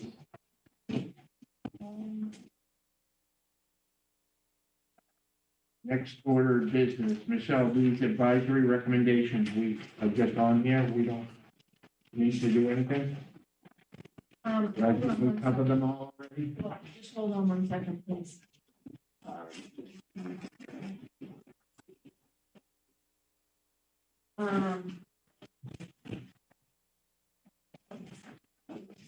The advisory recommendations, you made a recommendation last month regarding 7 Linehurst Road that had not been posted on the agenda. So I just wanted it to be posted so you could ratify and confirm your recommendation of October 14th, 2020. Okay, is there a motion to ratify our decision from last month's meeting? Eric, push, makes a motion, Ken approves. All those in favor say aye. Opposed? Motion carries. Okay, thank you. Regarding 11 Dartmouth Street, we don't have that recommendation ready yet. However, I do have the packages of information, so if people want to take it home, we will be making, reviewing it, and making the recommendation at our December 9th meeting. That will likely be scheduled for public hearing sometime the end of January, I'm told, by the city council. So this will be an advisory recommendation that you make to the city council. If I give you the package, though, you have to promise to please bring it back. Unless there's a special emergency exception, but people want them, I can give them out that way. You have a chance to look at them in advance. If not, that's fine too. So If you want one, collect one from Michelle. Who wants one? Raise your hand. Ken wants one. Who else? Anyone else? anybody else? Okay. Okay, so we'll bring this back. Ken's on. We'll review. This is for a proposed office building, 9-story office building. Subdivision control law. You have a couple approval not required plans. You've actually seen both these properties before. 67 Plymouth Road was subdividing an existing lot to create one new lot. They have requested to rescind the previously endorsed plan, which was endorsed back in March. Because when they went to file it, it involved land court, they had to make certain revisions, so there were some revisions made. I have a Sharpie, brand new Sharpie for you. So this is to create one new lot, both the lots, the existing lot will be left with the right lot size and frontage, and the new lot will also have frontage and lot area. So I would recommend that you endorse this. You endorse a similar plan. It wasn't exactly the same. The lot areas were a little bit off. So, This has a weird drawing. yeah. They've done that so that they can comply, but there's no requirement saying they don't have to. So it's just signing the one here. Okay, what's your pleasure on 67 Plymouth Road? Motion to approve? Motion. Is there a second for Ken's motion? Eric Henry? I second that motion. All those in favor say aye. Opposed? Motion carried. We also do have a letter requesting that, I think I said that this plan supersedes the plan you previously endorsed. Sign this. You have to sign.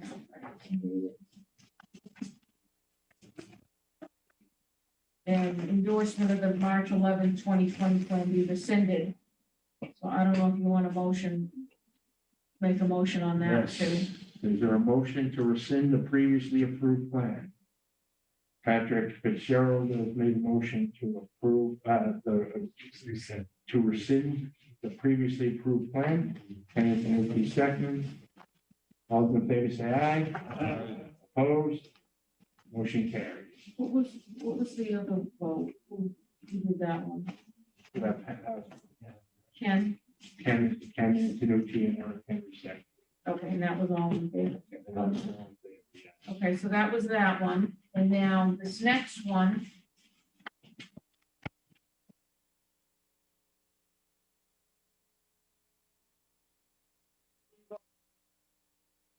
Also, parcels you've seen before.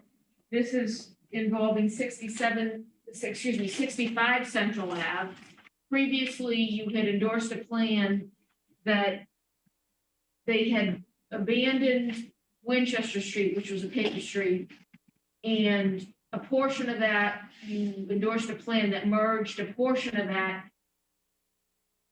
paper street into 65. Now, so that plan, they're not asking to rescind that plan. Now they're reconfiguring that. So a portion of Winchester Street is registered and a portion is unregistered. There's two plans that you're being requested to endorse. One plan deals with the unregistered portion, one plan deals with the registered portion of the paper street. But now what's also involved is 73 Central Ave. 73 Central Ave is proposed to take a piece of Winchester Street as well. They're on the other side of it. So it's a reconfiguration of what you did on 65, but then it's also reconfiguring that to change the lot area of 73. Both will end up with frontage that's required. Both will end up with the lot size that's required. So they're basically splitting paper street. They're splitting the paper street. They split 65, it was split in part before, but they're splitting it differently now so that 65 ends up with 13,000 square feet, whereas previously they had 12,500.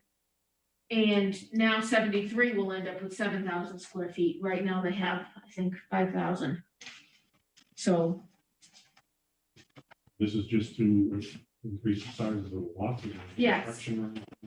It will be to increase the sizes of the lot. I believe, they haven't applied yet, but 65 will now be eligible to petition to become a two-family with 13,000. I believe that's what the intent is, although we can't say definitively. So the new lot areas, as I said, one will have 7,000, 73 Central, and 65 Central will have 13,000. So I would recommend you endorse both of them. They comply with frontage and lot area. So two here. Excuse me. That's one, Okay. and this is the other. That's the registered part, and this is the unregistered. That's the unregistered part. This is the registered part. So the 73 will become a buildable lot for a single?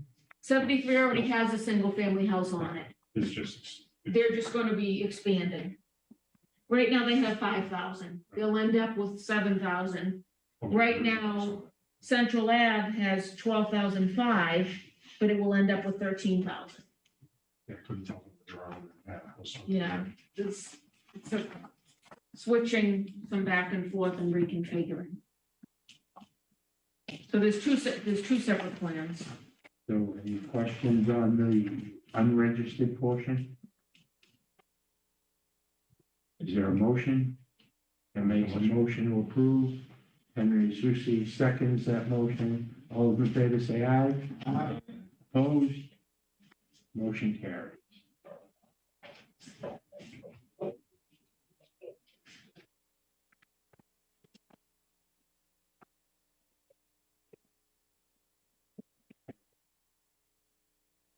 Now, for the registered portion. Same thing, is there a motion for the registered portion? And the registered portion, I believe, is 75, Registered, 73. the registered, we'll see, part of it goes to one and part of it goes to the other.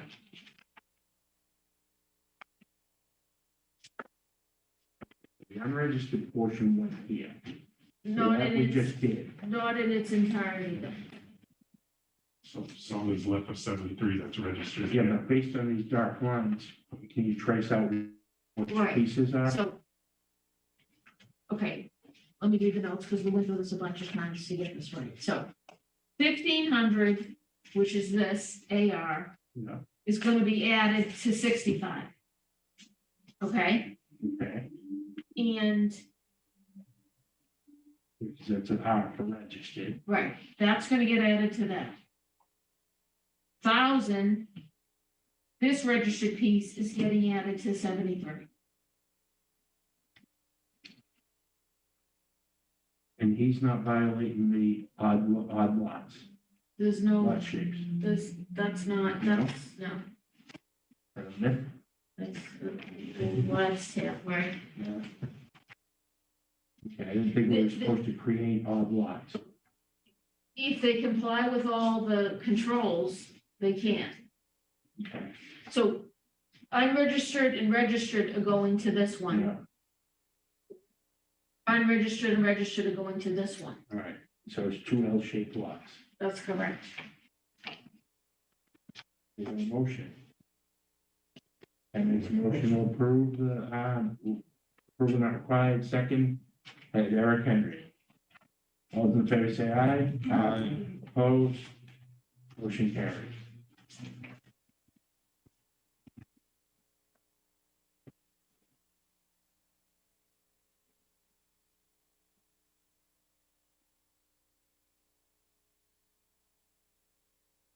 Regular shaped lot provision is in the subdivision rules. These Yeah, are, what is these are, subdivision? these are approval not required, so they're not subject to subdivision rules.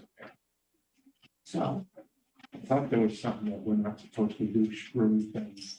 Right, right. If you're coming in with a new subdivision. This is, if they comply with frontage and lot size, you can't, there's no reason. If you refuse to endorse, they can just get a certification because they comply. So that takes care of 67 Plymouth and then Central.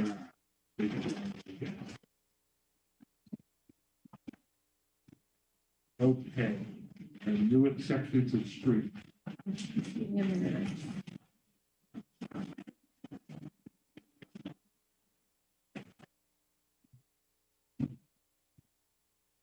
While we're doing this, bring everyone's attention to the new name signs we have. Thank you to Michelle and Linda. Thank you. Have signs for everyone. Very sharp, very nice. Matching signs. Match, because the old vendor is not Matching. available anymore, so we can get the old one. And our Kathy Bartlett of the office, she's the one that actually keyed in Oh, all the names and ordered everything. thank Kathy for us. She said it had to be a priority. Yeah. Okay, so Pleasant Street. So there's a public way agreement in effect. Pleasant Street was accepted, this public way easement. So the DPW accepted it as a public way. That's the section out front here. I'm just informing this, you don't have any action you need to take, but I was asked by the city engineer to let you know. That's the status. That was accepted in October. And the other one is Umla Terrace. Be here. Umla Terrace, all work was complete in that they petitioned for acceptance of the public way. That's pending before the DPW. Again, was asked to give you these updates from the city engineer. You don't have any action that you need to take. You did allow construction of Umla Terrace. Some of you were on the board when we did that. There is a parking restriction, so there's no on-street parking. That should be going before the traffic commission to make sure that that was one of your conditions of subdivision. Those were those two informational updates. Okay, Kenny, community status update, community preservation. Right now, we're reviewing and updating the CPA plan, the pre-application forms and the rules and regs. And the CPC admin that was a couple months ago, the committee wanted to expand her responsibilities. And she's now considered a coordinator and taking on more day-to-day data handling, filing, processing, applications, et cetera, once they start coming in. Very good, thank you. As well as the treasurer's. Thank you. Broadway corridor plan study. Broadway corridor plan study is being finalized, and as soon as it's released to the city, I will bring it to you, probably email it, and if anybody wants a printed copy. They'll be doing the presentation before the council, I believe that's early December. If, I'll let you know so you can all tune in if you want. Inclusionary zoning advisory committee, we're still meeting, still working on a couple proposals, which we'll probably see maybe beginning of the year. They'll need to be filed as amendments. They'll go in through the council first. I believe the mayor will file them. The council needs to sponsor it, but I believe they'll come in similar to those amendments we heard tonight. The mayor will introduce them. Right now, I believe we'll be looking at some Malden river zoning and a commercial incentive overlay. At this point, the affordable housing or the inclusionary zoning piece is, I'm sorry, I was talking about 4 and I skipped ahead to 4. So that was the update on 4, the mayor's working group, sorry. And then the inclusionary housing piece will be coming once this inclusionary zoning advisory committee feasibility study is done. That's going to inform what our ordinance should say in terms of the numbers. I will present that as soon as I have that. Again, I think they'll be doing a presentation to the council. I'll let you know when that is, if anybody wants to tune in. And then after that, we'll see an actual affordable housing or inclusionary zoning ordinance proposed. So those are those updates. Okay. And the next meeting is supposed to be December 9th. Second Wednesday, we're back to the second Wednesday. So we will hopefully see everyone then. Have a wonderful Thanksgiving. Eric Henry. Point of privilege, Mr. Chair, in addition to everyone helping have a nice Thanksgiving.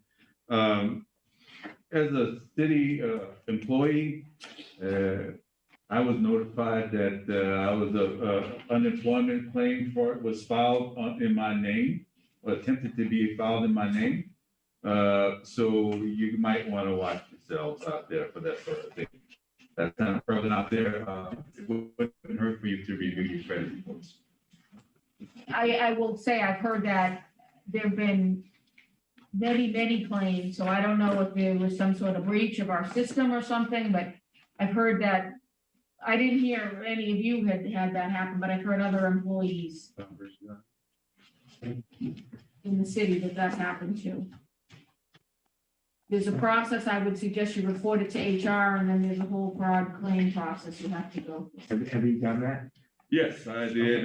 Reported with the state, FCC, and various reporting agencies, changed 1,000 passwords and all that kind of stuff. Okay. It's a Good luck pain. with that. Yeah, thank you. So don't hesitate to reach out to HR and have Chick get involved. I guess he received notice of these. You receive a notice and then Right, so, yes, they someone receive. contacted me. Someone contacted Yeah. me from the city. I don't Oh, know okay. specifically what area this person worked in. And I thought the state contacted. no, I'm grateful that the city Right. contacted me, notified me of this, and I was able to. Fortunately, no claims were actually paid out in my name on that. So, Oh, good. Good. Skated past that. but they did apply for 2 weeks, but they were not paid out. One thing I'll share with you, Barbara Murphy started to allude to it on that last case we did. The traffic commission last week, Tuesday, we took an interesting vote. Who was on the board back when Granada Highlands came looking to expand up there? Was everyone? So just about everyone was on. Well, apparently as of July, they started only allowing people parking on site if you were on the lease. What that did was that pushed a bunch of people out into that neighborhood, Central Ave, Kennedy, Winchester. I was wondering where those jobs came from. Well, what's gonna happen, what we voted on Tuesday, was that whole area, Glenwood, Glenmere, Central,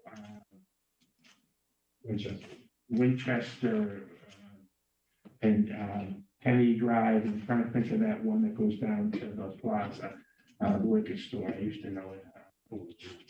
Yeah, but that whole Truman, it is Truman. That is gonna join the resident parking program. And those in altitude are not going to be allowed to participate. So Barbara Murphy kind of said, alluded to it in that last one about excluding them from this petitioner if it goes through to being that. So it's interesting how quickly this stuff spreads around. Because the intention always was with Highlands was that's supposed to be a self-contained area, right? And what they were doing, because they changed their parking policy and are charging for parking, it was pushing people out of the neighborhood, and the neighborhood wasn't able to park. Can they do that without, We're not with the city. Yes. I mean, but they can change the rules inside the property. Well, they didn't change the rules inside the property.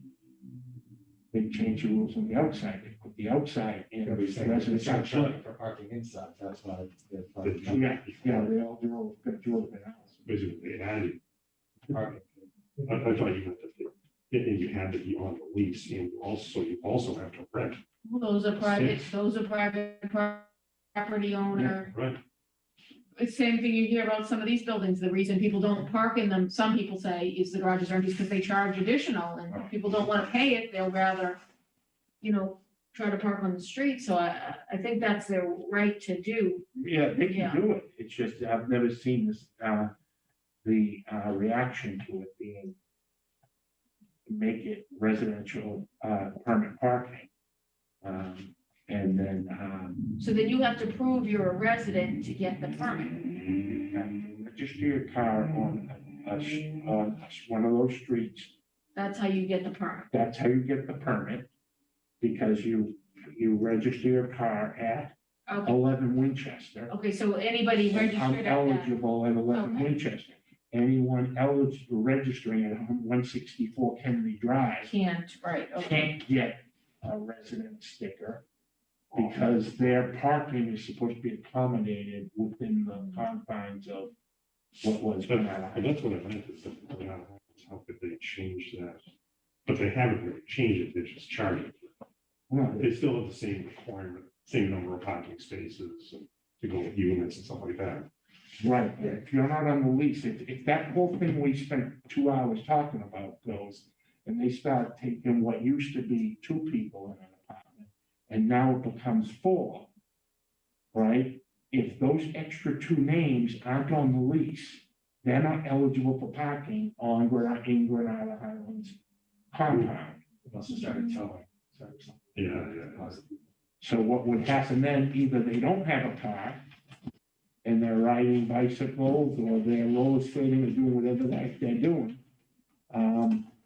Or they're gonna want to park in the neighborhood.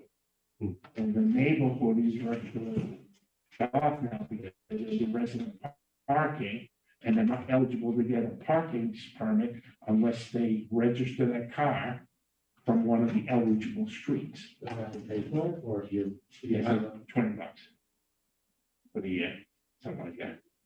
Interesting to see. Just like all the other residential parking. Oh, well, this one's a little bit different, Pat, in that some of it depends what the resident area is designed to do. Like you go into a resident area, So you don't have a parking problem there, other than that, now. Otherwise, no one ever parks in the street, right. or in the neighborhoods around there. It's not. It's not that congested, it's not that. Because now. It is when all these people. Like I said. But some of them, to answer the question I was going to for you, some of when you're around like the T stations or the schools, That's right. it's 7 to 7. Right, isn't it that you have to have a resident sticker during the day? To stop people from hopping on the train. Right, Right, doing right. that. This will be 24 hours a day, 7 days a week. Okay. So there's a couple of the areas that are 24/7. Let me see, they go to citywide park permits, how would that balance out and stuff, because it's gonna be crazy. I'm sorry, what's that, Eric? I was just thinking the hypotheticals, how would that work if we, I know there was discussion about a possible citywide parking permit, stuff like this, so there's gonna be citywide, and then there are gonna be residential areas. Well, they'll have to, Suburban they'll areas. have to develop a whole new program for the whole city Yeah. and how it all works. That's interesting what you brought up about the increase from 2 to 4 if that passes. For apartment complexes and things like that, like around Highlands and all those other places. I didn't. Well, but that's what the parking issue is. You think it's only if it has a 4-bedroom, but it could be bedrooms big enough to accommodate. We were really talking so much about the residential singles and 2 families, 3 families, 4 families. Didn't really stress the discussion about how that affects. Well, I had a place next to apartment me, complexes. right? There was a 3-family, right? They condoed it. So the guy wanted X dollars. to sell it, and he couldn't get the money, right? So what he did was, like, I think he wanted like 450 or 500,000 at the time, and no one will pay for it. He condoed it and sold off each condo for 200. Right, so he ended up walking away with more money than he was originally asking. Couple of years into it, people started having kids and outgrew it. Second floor unit, they rented to 4 girls in a 2-bedroom apartment. Right, so they had 2 and 2. So we had 4 cars in there. When the weekend came, we had their significant others in the neighborhood too. So we had anywhere from 4 to 8 cars for that 1 2-bedroom place. And it was just crazy. So, you know, it's just the infilling that I think stuff like that proposes going to cause. It's just brutal. But I mean, that's what I've seen, and to your point, I mean, so I'm sitting there knowing this happened right next door to me. You know, I mean, I'm not gonna rat them out. You know, I mean, there were people in an illegal basement apartment. You know. Next to her, people who live next to her, you know, and I had laughing talking about, you know, you can't, you know, because it's demographics, you can't really tell who's related, who's not, and things like that. There's gonna be 1,000 people in the house next to my mother. Well, there's lots of these examples floating around, and it's just curious what the council's gonna now do with it, now that they've got our recommendation. But with that said, December 9th, be here or be square. Oh, you also saw an example of why I am a nuisance and require people to come in rather than everyone doing it from Zoom. With the poor technology and us not being able to access and things breaking up and feedback and just all the other problems. That's part of the reason why I kind of like folks to come in and at least we're all in the same place, hearing the same thing, whether it's broken up or whether it's crystal clear or whatever. And then we're making the decision based on data that we've all heard the same way. So thank you. I appreciate your indulgence in this. Michelle, thank you for everything. Happy Thanksgiving. Thank you. Motion adjourned. Seconded. Aye. All in favor, say aye. Aye.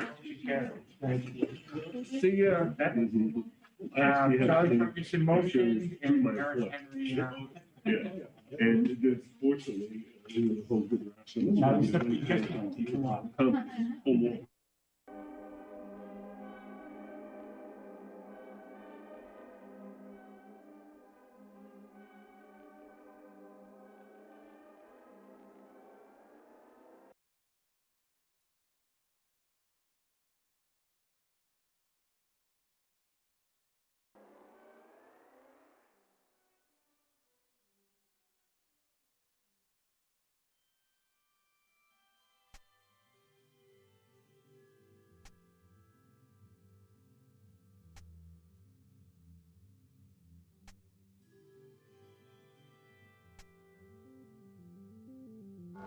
Mm-hmm.